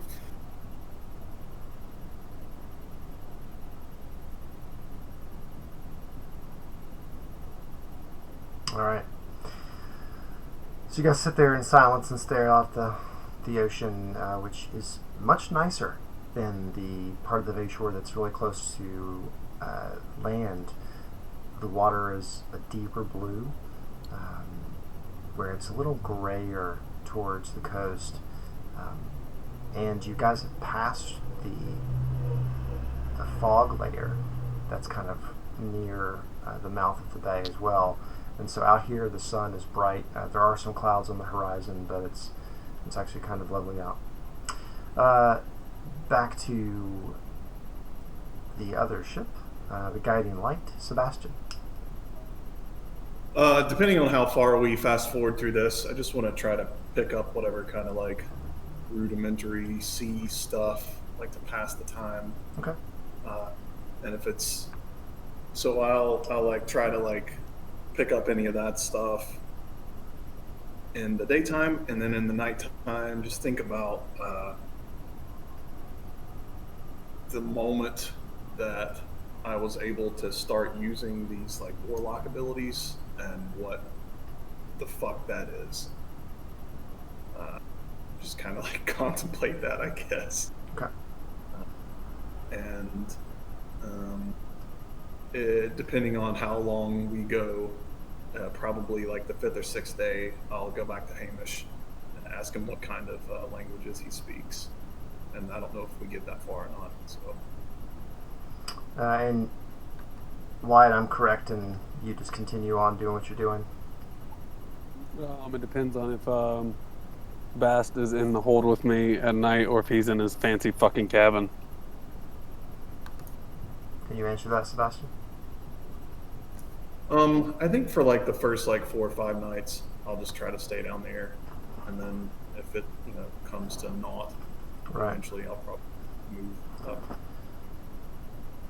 One of the My cabin, I'll sleep, the way I sleep. upside down. One of the Really wanna one of get the my nights. version over here. One of the nights when he's like flipping through shit. I won't turn. I just out of my little bed hidey hole. It's just I would ask politely. I might even plead, but that would require a soul to understand. So an animal like yourself, I'll do what I have to do to animals and threaten and beat if I have to. Those letters have nothing to do with anything. They are to my mother.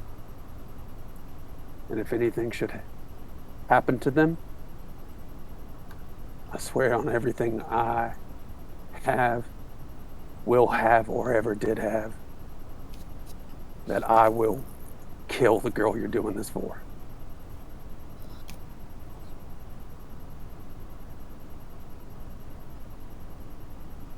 And then I will not say another word. Is your mother still alive?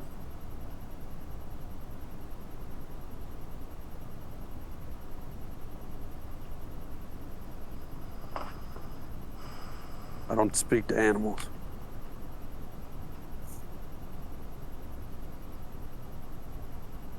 Is the book to her too, or just the letters?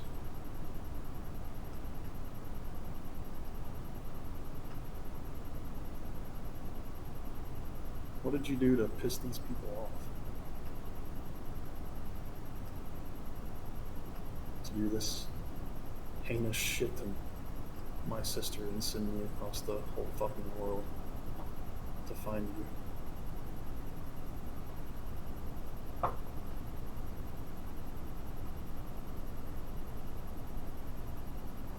Threatening her is not gonna get you very far. There's no way that you can be as bad as they are. You're right. I'm much, much worse. Nothing is worse.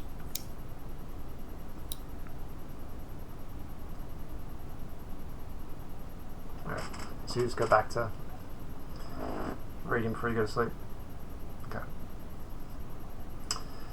Alright, so a week passes. Hamish knows Vorian. Period.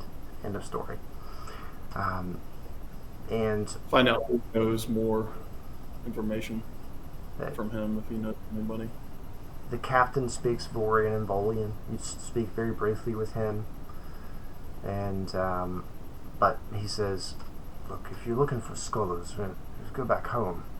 There's no one on this ship that knows anything except put that thing where I want it. So, sort of saying, barking up the wrong tree.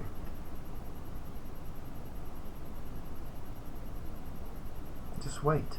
We're going home. There's no more great accumulation of knowledge than the entire world. Just don't know how long I'm gonna last once we get there. No. Sad state of affairs, but not really my problem. Sorry. Cheers. So, at the end of the 7th day,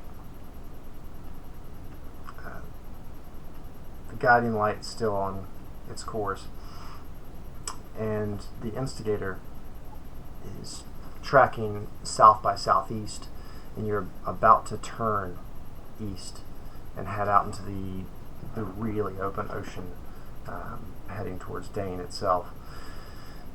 And the lookout up in the crow's nest says, a ship. There's a ship northwest. Do I hear that? This is on the other ship. This is on the instigator. Are you sure they're not following us? Conceivable. Inconceivable! It's only just that I keep looking over my shoulder and someone is there. There. Would anyone like a peanut? Using that word. So the captain is up on deck. So are you two as well. You've been having one of your, evening strolls before it gets dark. Because Celeste, you really don't. You now love being on the ship, but you really don't like night as well. It's dark. It moves around a lot. It's scary. Let's be honest. It's pretty strange if you really aren't used to it. And so you're kind of enjoying the last little bit of daylight, and this happens. So the captain pulls out a glass, looks northwest. Oh fuck. He turns and he starts whispering with the first mate.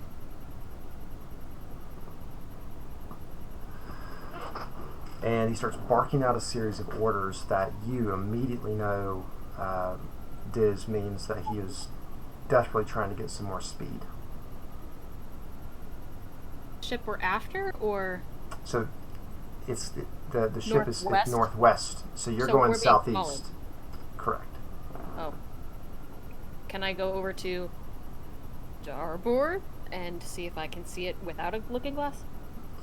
Make a perception check.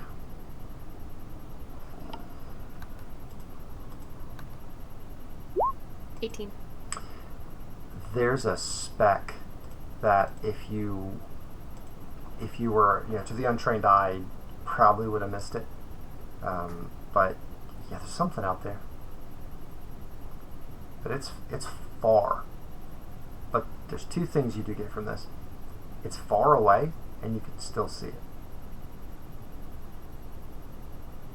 So It's big. I As- will go ahead. go to cross up to like his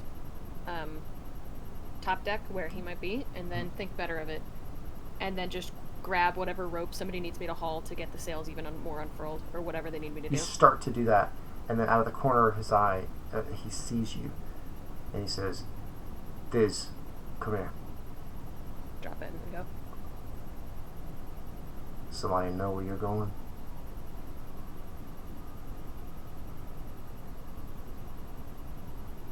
Somebody knew that I left. Unless they were really good at putting pieces together, I don't think they would have known where we were going, no. Somebody Who is with it? a ship like that. You're the one with the looking glass. I don't know who it is. He hands it to you. What do I see?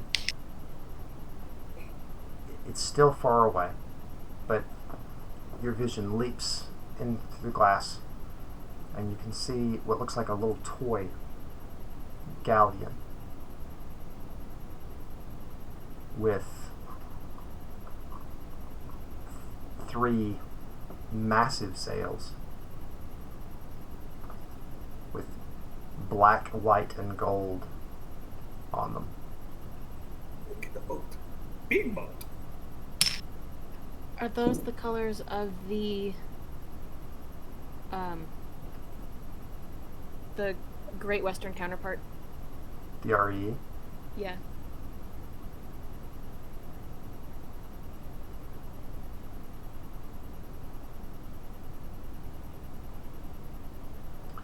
We should be able to outrun this thing, but I mean, maybe they're just heading back home, but it doesn't feel right to me. They got no reason to go chasing after us. We'll find out. Go do what you can. Alright, you start helping out Celeste. You just kind of stand there watching, and you enter the most slow motion race of your life because you're doing what you can. Everyone's like trying to get as much out of the wind as possible, and yet the ship gets bigger and bigger on the horizon until finally, after what seems like forever and no time at all, you see a huge galleon with a massive forecastle in the back. You see it's got at least have 16 guns, which is unheard of. Unheard of. And I mean, it's not half again as big as your ship, but it's a third bigger than your ship. And the instigator's no joke. So it starts coming up, and he looks around, and you can see him looking down. He's talking. You hear whispers of like cannon and stuff. And it's obviously coming at you at this point. There's no other way. It's not trying to go around. It's not like giving you guys a berth. It's just coming straight at you. But this is not the ship we've been following. This Nope. is different. It's Terrifying, gaining horrifying. on you. What the fuck's happening, ship? Yep. Okay. And it's near night. Yep. It's almost Okay. night at this point. I'm going to grab Astra then. Turn her into pluck her from that plane. Yep. As an owl. And send her towards the ship. Move silently. And see if I can see who's manning the ship or get any information about it. She flies off over towards the ship, and about the time she does, the captain is looking through the looking glass, and then he looks at Diz and he hands her the glass. And so you both see this at the same time. A series of flags are waved. You have no idea what they mean, Celeste. You look, and they're saying parlay.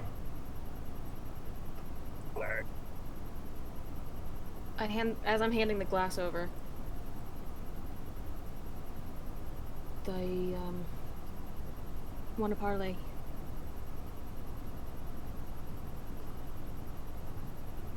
Either we fire right now, or that thing's gonna sidle up next to us.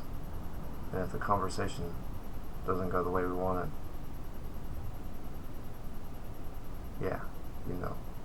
We better make sure it goes the way we want it to, don't we?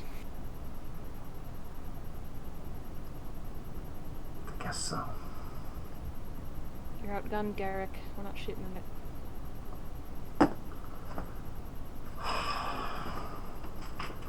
He barks out some orders. Ship jerks a little bit as the sails start to drag the air a little differently. Ship slows down. and we're going to take a break. Great. Hallelujah. Paw, sleep, paw, snip, paw. All right, chat. Everybody, go get a beverage, and we'll see. Samsonite. We'll see you here in a few minutes.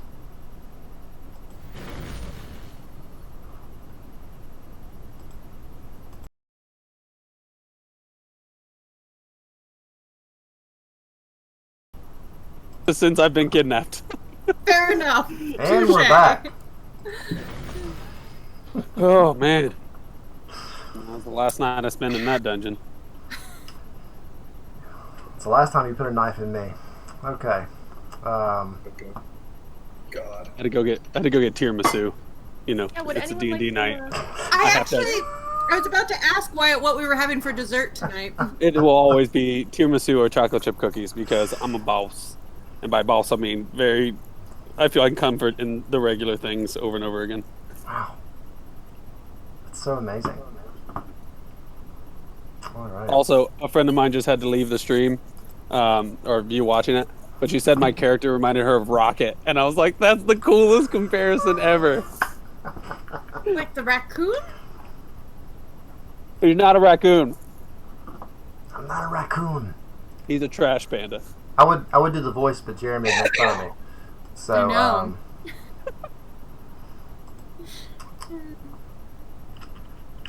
welcome back. Hi. welcome you back. Cheers. Okay. Look at that. I just Hi. chatted as the show Cheers. for the first time ever in the chat room, and I will Nice. go back to not having time to do that. Again, I love you all. Okay. So, when last we left, there was a surprise on the horizon in the terms of a galleon flying the colors of the not the Great Western, but the Royal Exchange Enterprise. So let's, of course, go to the guiding light.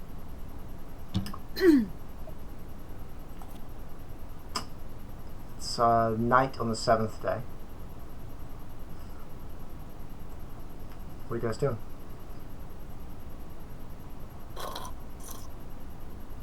Boy, I don't even know why I go back over there. Okay, so we'll. Would you I got like to do stuff. something, Wyatt? Yeah. Jeremy, will you mute yourself again? Oh, for the love of God. How is that not okay? Don't judge me. He kidnapped me. We can't do half the show where half of us are muted.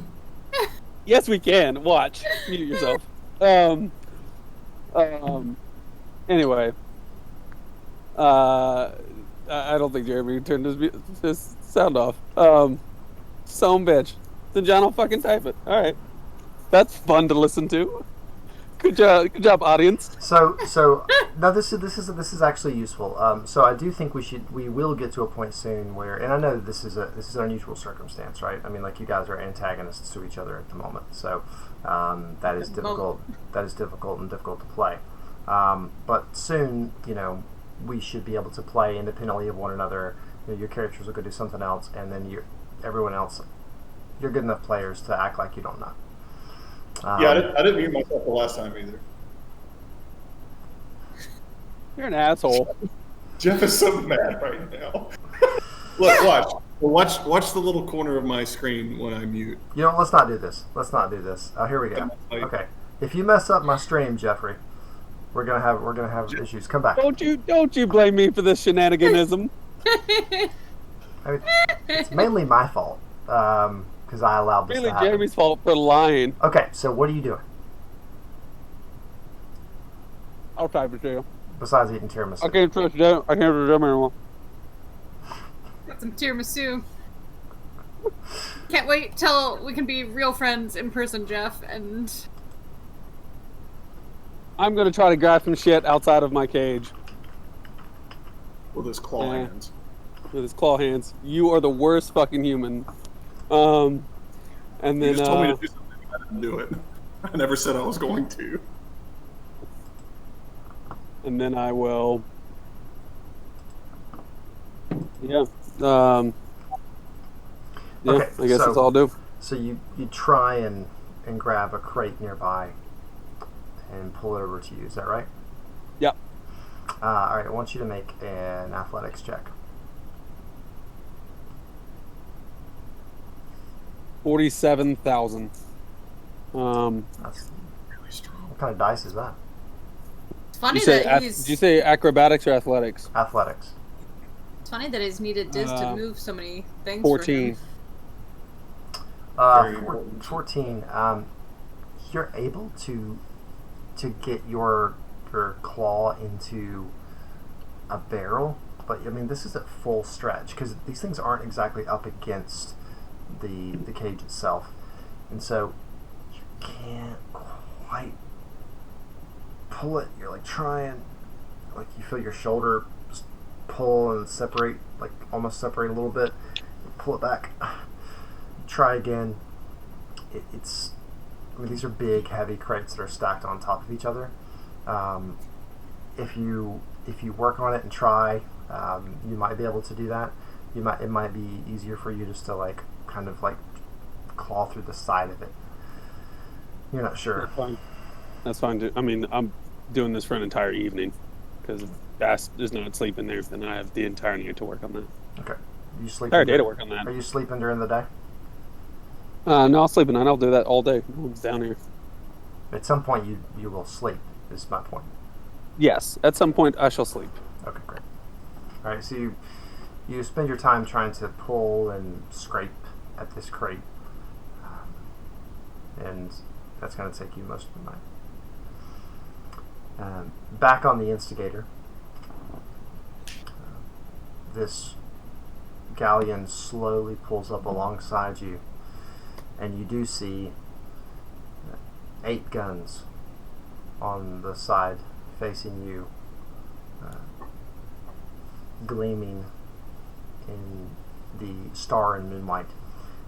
So they are out, but so far no activity, no signs of combat or aggression other than the fact that they're ready. When I sent Astra over there, was there any information I could get from it? Like someone on deck that I recognized, or... So you see sailors, you do see some men who are dressed in like black leather, Okay. who have weapons, who don't look like they're doing any sailing. Not many of them, but there's a few on deck. And they're kind of prowling around and keeping an eye on your ship, and occasionally they'll look at one another. And then there's a large, cruel-looking man with like long hair. And he's wearing a coat similar to what you think captains wear, right? It's like a fine coat. It's black with like golden scroll work, but it looks like he's wearing someone else's clothing. It like barely fits across his chest. And so you look and then in the shadows back at the back of the ship you see a slim hooded figure. Spend a second and see if I recognize this slim hooded figure. Make a perception check. Through the owl? Yes.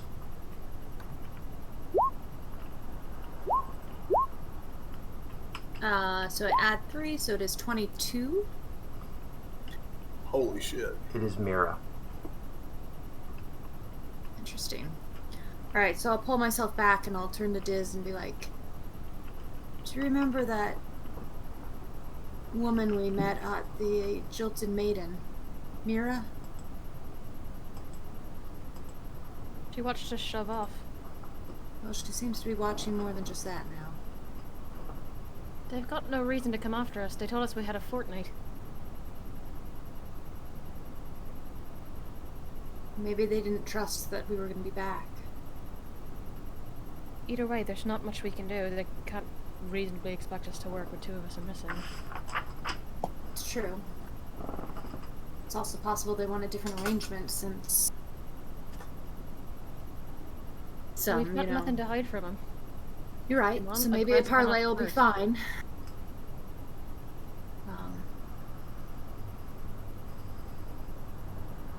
But I think it's probably us they want to parlay with. You're welcome to. We were aggressed on. Okay. You hear the first mate go, "Captain," and you look and they're lowering down a little ship, and you see this large man and Mira climb aboard with two of these guys in black leather, and they slowly row over towards the instigator and then come aboard. The large man comes on, looks around. The first thing he does is just starts looking your ship over.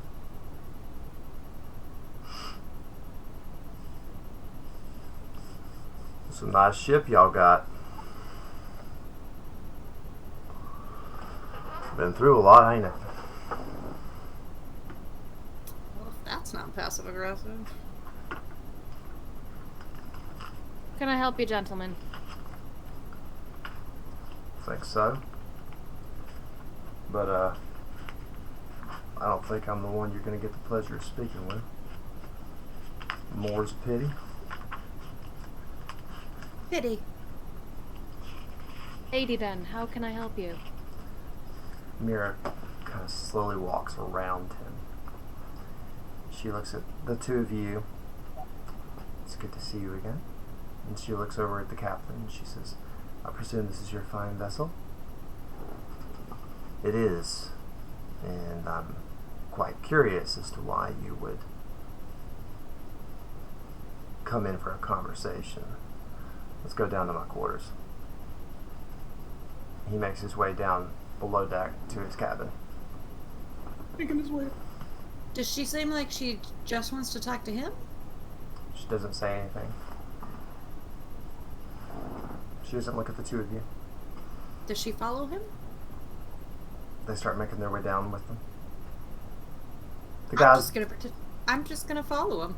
The guys like I in know leather what I'm armor doing. stay on that little rowboat.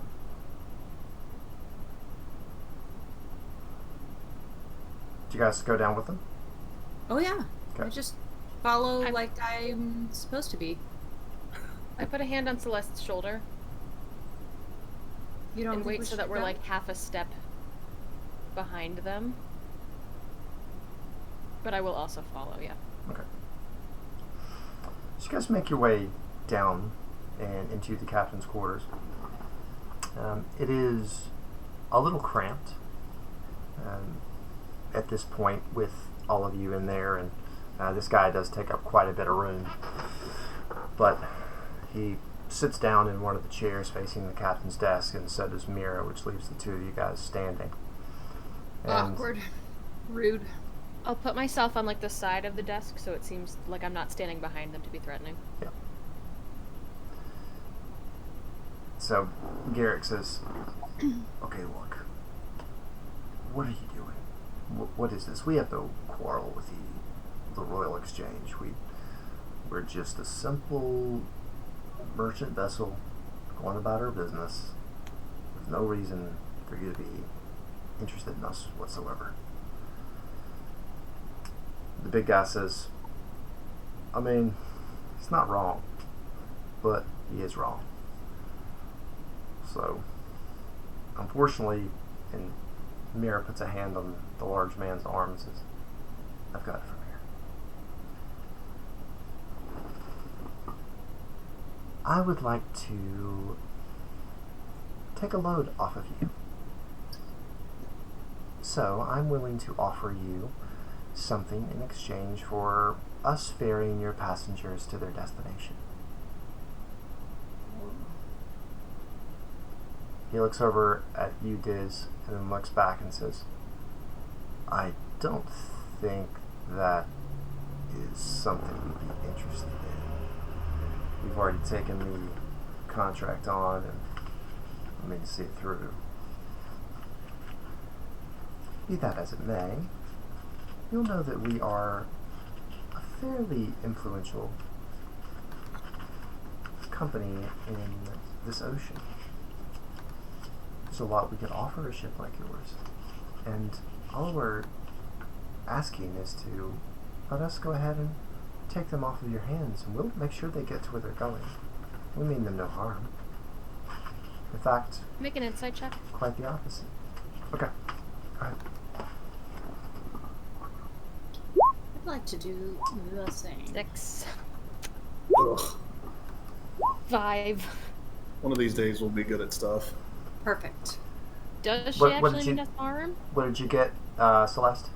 I got a 5. So you both got 5s? Well, she got 5 a and 6. 5 and 6, so... Okay. Yeah. She is just as you remember her. She's poised. She's confident. Her face betrays nothing. If anything, Gorgeous. she seems slightly amused. That's it.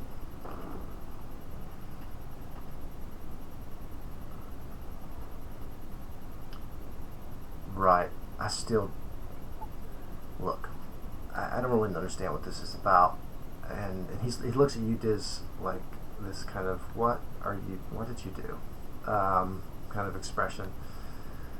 But if I just gave up everyone who came across my ship because somebody with, guns pointed at me, asked me nicely, I wouldn't be in business very long now, would I?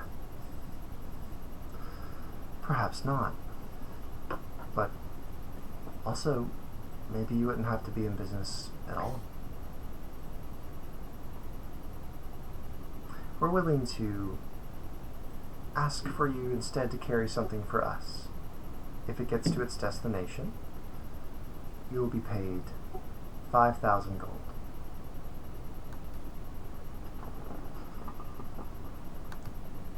What? It's a simple box. The far western end of the Sea of Tears needs to be delivered to a specific location, a specific person. It's very important to us. And we know that you know those waters like, what is that saying, the back of your hand.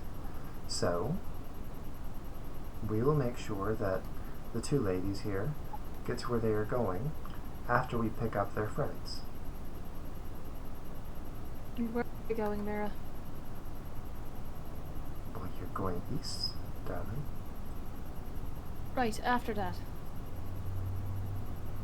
We will definitely have a conversation, but you are not in trouble. Seems like you've gone to a lot of trouble yourself already to catch up to us and find us to help escort us on said journey. It does seem like that, doesn't it?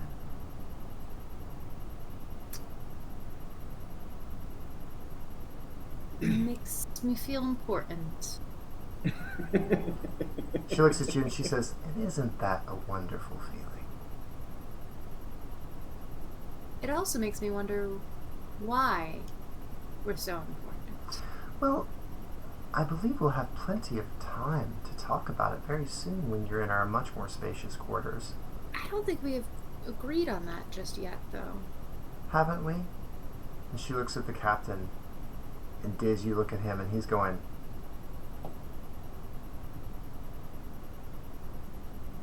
Well, shit. Take care of him with it, Garrick. Don't spend it all on hookers and booze.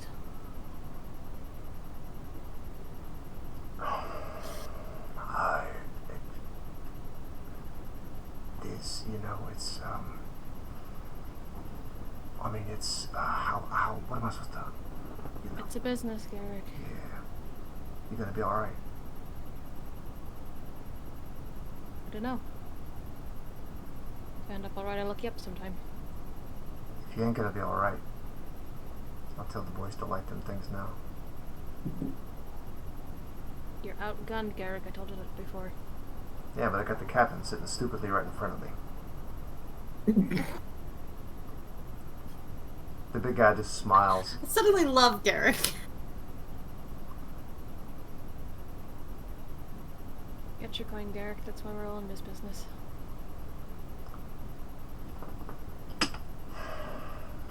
Just a box. Just a box. All you have to do is What's in the box? take it to a certain location. And our associates in the full shot will be very grateful. So what's my blessing then? Let's do the money first. And the big guy reaches in his coat, and you see him like, he's not getting like a letter or a coin purse out. He pulls out a platinum bar.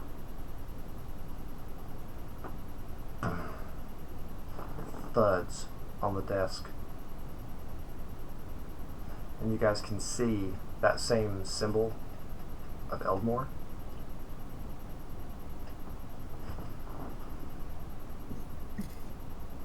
Garrick just looks at it.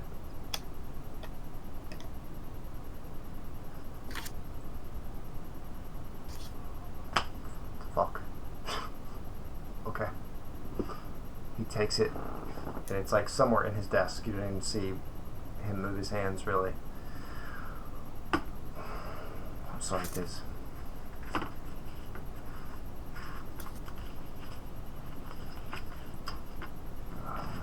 B.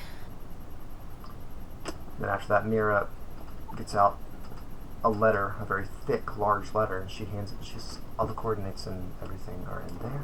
Their instructions are in there. We appreciate you working with the REE. And if you are captured, make sure you burn that and just throw the entire box overboard. Thank you. What's in the box? She stands up. The large man stands up. And they look at you, and she says, "Are you coming, dears? Let me show you to your things." It's been a long time since I felt like I was just traded like a thing. And I like pick up my skirts and go out of the door in front of her.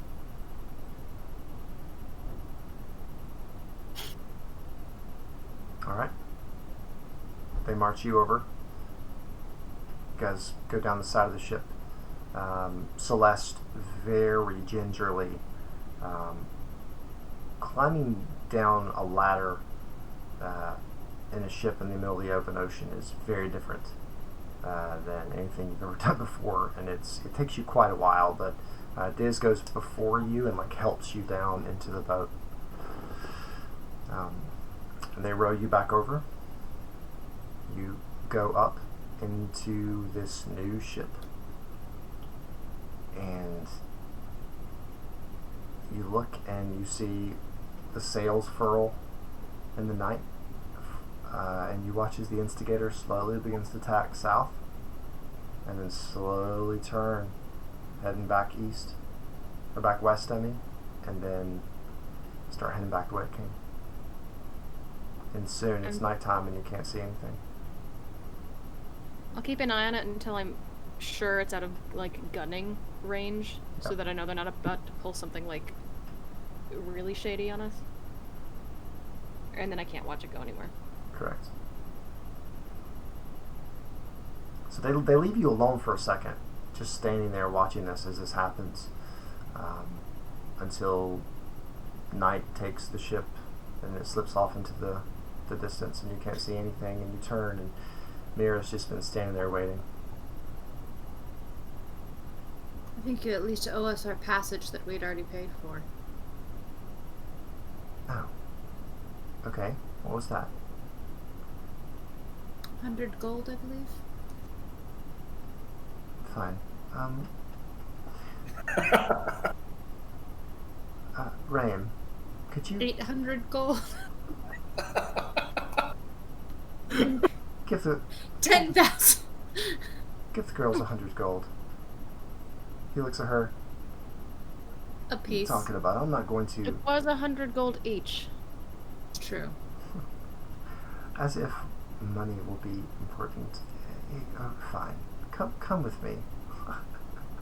And she laughs and she takes you down below, and there are a few crew quarters down, or excuse me, guest quarters down here, and Guest. passenger quarters, with built-in beds, chests that are built in to the ship itself. I mean, it's spacious compared to everything you guys have just been through, and there is a portable rack that's been affixed to the side of the ship full of clothes in both your sizes. That's creepy. There's a little desk that's also built into the side, and then you look and it has parchment, it has ink. It's got like a little mini vanity area inside of it with a little burnished mirror. Little brush. Are there also places that have clothes the size for Sebastian and Wyatt? Nope, there's They're only just there's curious. only Just us. nope, just you, and there's only 2 beds in this room. The ladies' quarters. Call accepting a work contract from you. I recall saying we would think about it. Well, our timetable got turned up a little bit when you attacked Gamondavar, which, to be fair, I thought was hilarious. But, If I could correct you for just a moment. He attacked us. oh, most assuredly. But Gamon was an idiot. A useful idiot. But he was an idiot. That was a foolish thing to do. And you gave him what he deserved. I'm not angry with you. And I don't want you for what you thought you were going to be doing for us. But I never did in the first place. But we'll get into all that soon. Are you hungry? I'm famished. So weird. Being on a ship makes me hungry.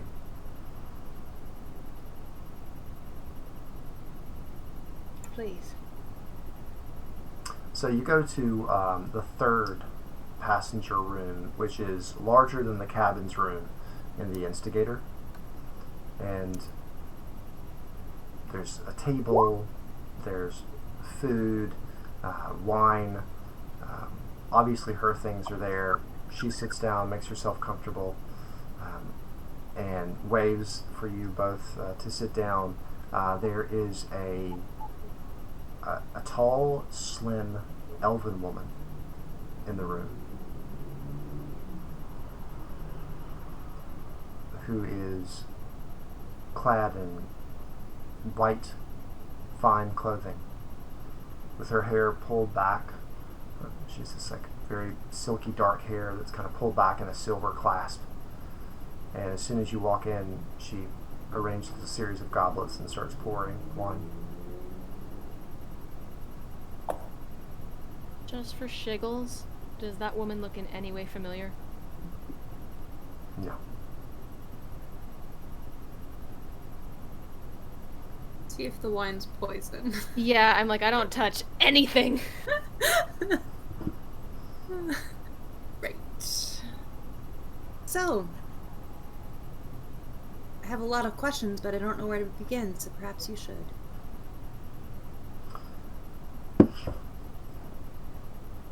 We're going to jump over to the other ship. Jump ship. Wyatt, at this point... Go ahead, no, Sebastian, go ahead. So the guiding light. That's right. That's it. Okay, great. Wyatt, you're sitting there like this. Like your arms asleep, your shoulders burning. You've been doing this for what feels like 18 hours. Your very intelligent, logical brain says that's inaccurate. But your body says, no, it's definitely been 18 hours. And then finally you feel like give a little bit, and like you can kind of push and pull, and you can kind of you hear this like loud snap as you pull part of the wood back. You instinctively like pull your hand back, pretend like you're asleep. You look up, dead quiet. May I see what's in the crate? You put your hand in there and you feel around. You start pulling out, and it's fabric. This long, like almost cotton kind of fabric. It's like bolts of it that are in there.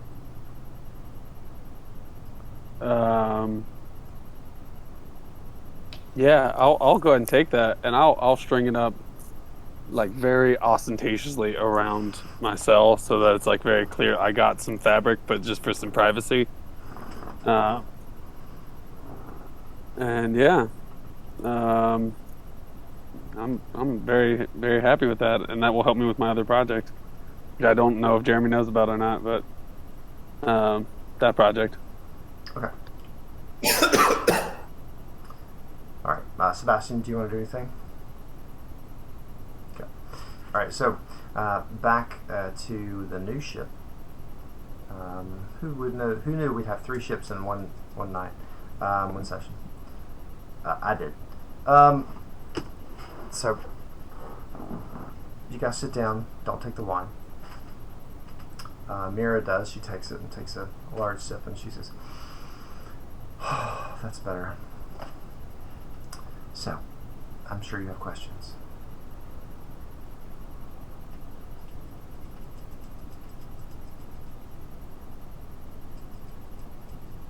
You don't have questions?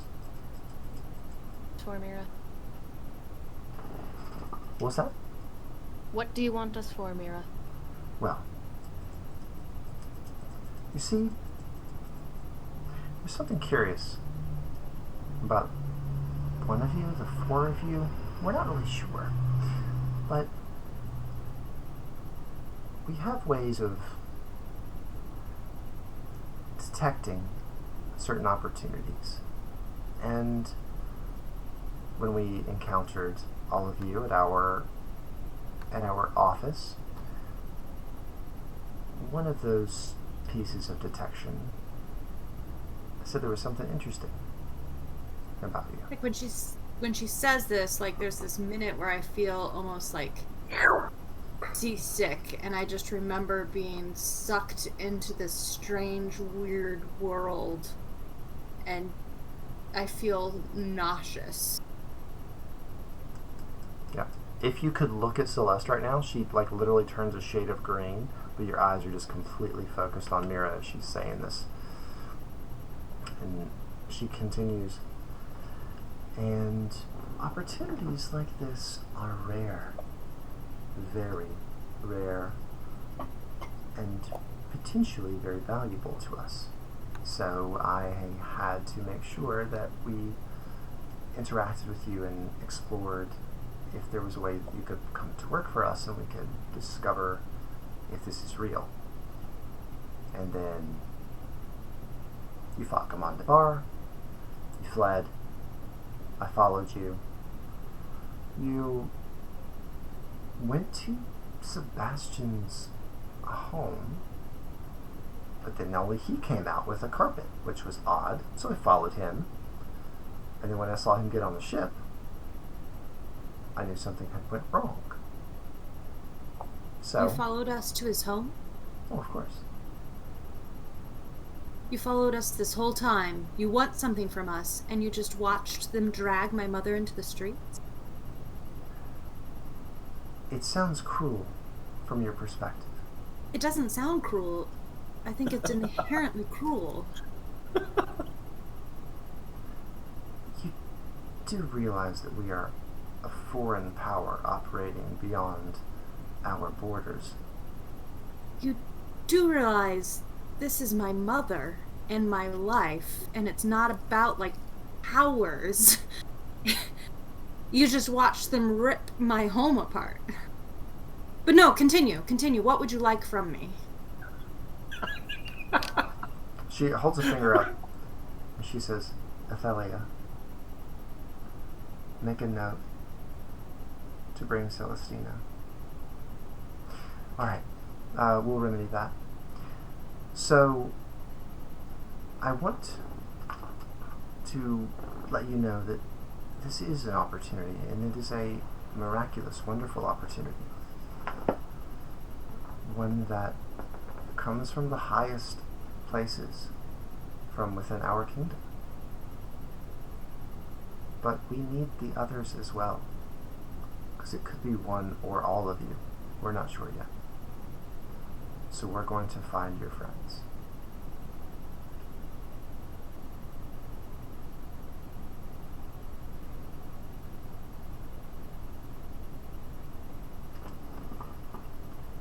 What could be?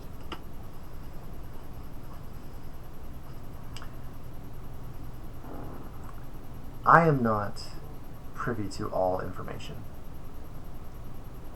Everything is based on what a particular person needs to know in our hierarchy.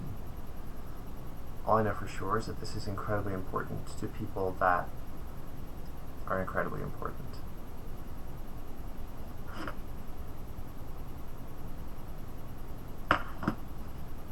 Cool. This is fantastically cryptic. Thank you. And I go ahead and down my wine. It's You not meant to be. motherfucker. It's I not, watched that happen to Celeste. Like, I watched her down her wine, and I'm like, and then I wait a couple of minutes Just to watch me see how just I'm to make reacting. sure like nothing happens. Smart. She seems fine. Agitated, but fine. What's new? It's her natural state. That's right. It actually feels really good to watch her get really mad at someone that's not me. It's not you. Great. It's great. I'm like rooting for you. Sidelines. To us. Say again. What happens to the rest of us? Say it is only one of us that's got this miraculous little gift or something that you're after. Well, you will still be taken care of. You will be given opportunities to either stay and continue to serve us, or you'll be free to go. May I make an insight check on being free to go? 100%. Insight check on free to go. Free to go. Well, Cinco. Yes. You're 5. Yeah! You're 5 again. You run into We could probably go right now. the smooth, unflappable demeanor that is her face.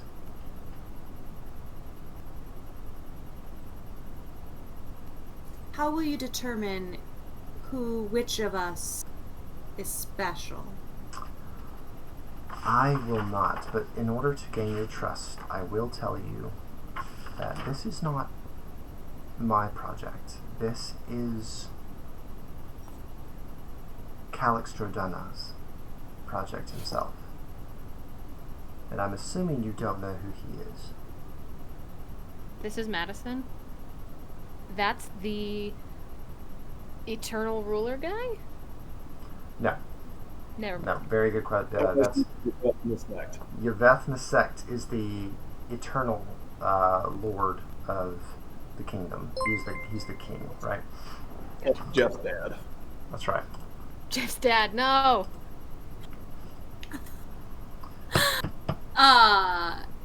Great. What was his last name?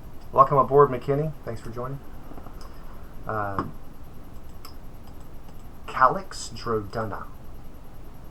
Drodana. Yeah, and I'll write that in Roll20 so you guys can know how to spell That'd that. be great. Yeah. That's actually insanely close.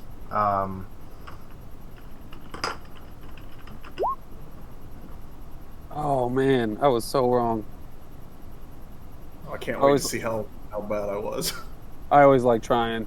Yeah. Yeah.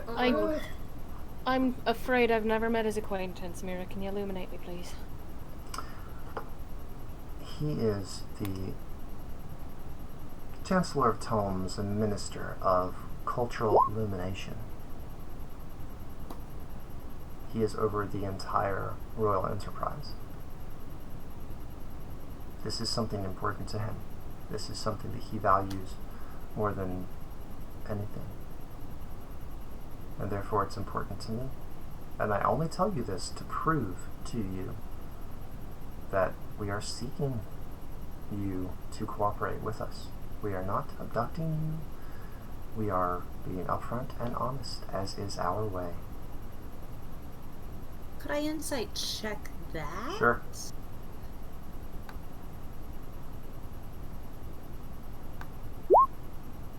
Oy. I rolled a 1. Natural 1, so yeah, she's a living statue. Just like, alright. Well, all I can say is currently it seems like our two goals align. And it is nice to be on a ship that's very fast. So let's get our friends. Very well. So, you guys go back to your quarters, and you don't have the run of the ship exactly in the same way as you did before. You kind of stay in and you just kind of chat amongst yourselves and then turn in for the night back on the other ship. When we're turning in for the night, I just want to, like, kind of whisper to Disney, like, I think we're in trouble.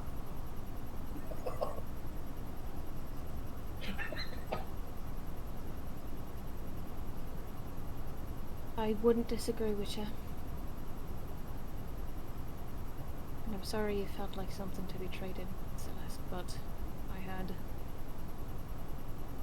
40 or 50 other people to take into consideration there. No, I know. I think it's just a sticking point. Like, my entire existence is just to be traded.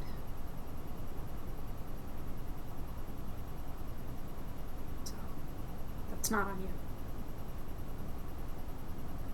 I spent a long time trying to make people feel like that wasn't the point of their whole existence, Celeste, and I'm sorry. I'm trying my best. If it's any consolation, I'm sorry too.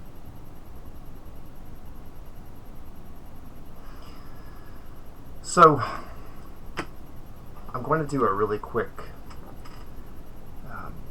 setup for next session because we're going to have to end pretty quickly tonight. And we're not going to be able to do our 3 things. We're going to have to jump off pretty quickly. I know, I'm sorry guys. I'll make it up to you next week. I promise we'll have a super long session, like 18 hours or something to be a marathon. Like not 18 hours. But we'll do a proper. So what I will say is this. A week goes by. You kind of get used to this new ship a little bit, and we will have some catch-up conversations that take place on the ship. And a week goes by on the other ship as well, where the guiding light, where Wyatt, there are some things that will happen to you that we will definitely discuss, and some conversations that happen between the two of you as well that we will get into. But what you do know is that on that second week, the guiding light, you hear ship, ship, ship, and there in the distance is a large galleon, and it's getting closer and closer and closer. And that's where we're going to end tonight. Oh, look at you! Very nice. Nice. Amazing. So if you guys aren't already, go to our Discord, and maybe we can also do some of the 3 things there. But thank you guys. Thanks everyone for watching tonight. We really appreciate you. Super excited that we got to do this. And we will have a longer session and then a bunch of really cool conversations next week. So thanks for being here. Join the Resistance.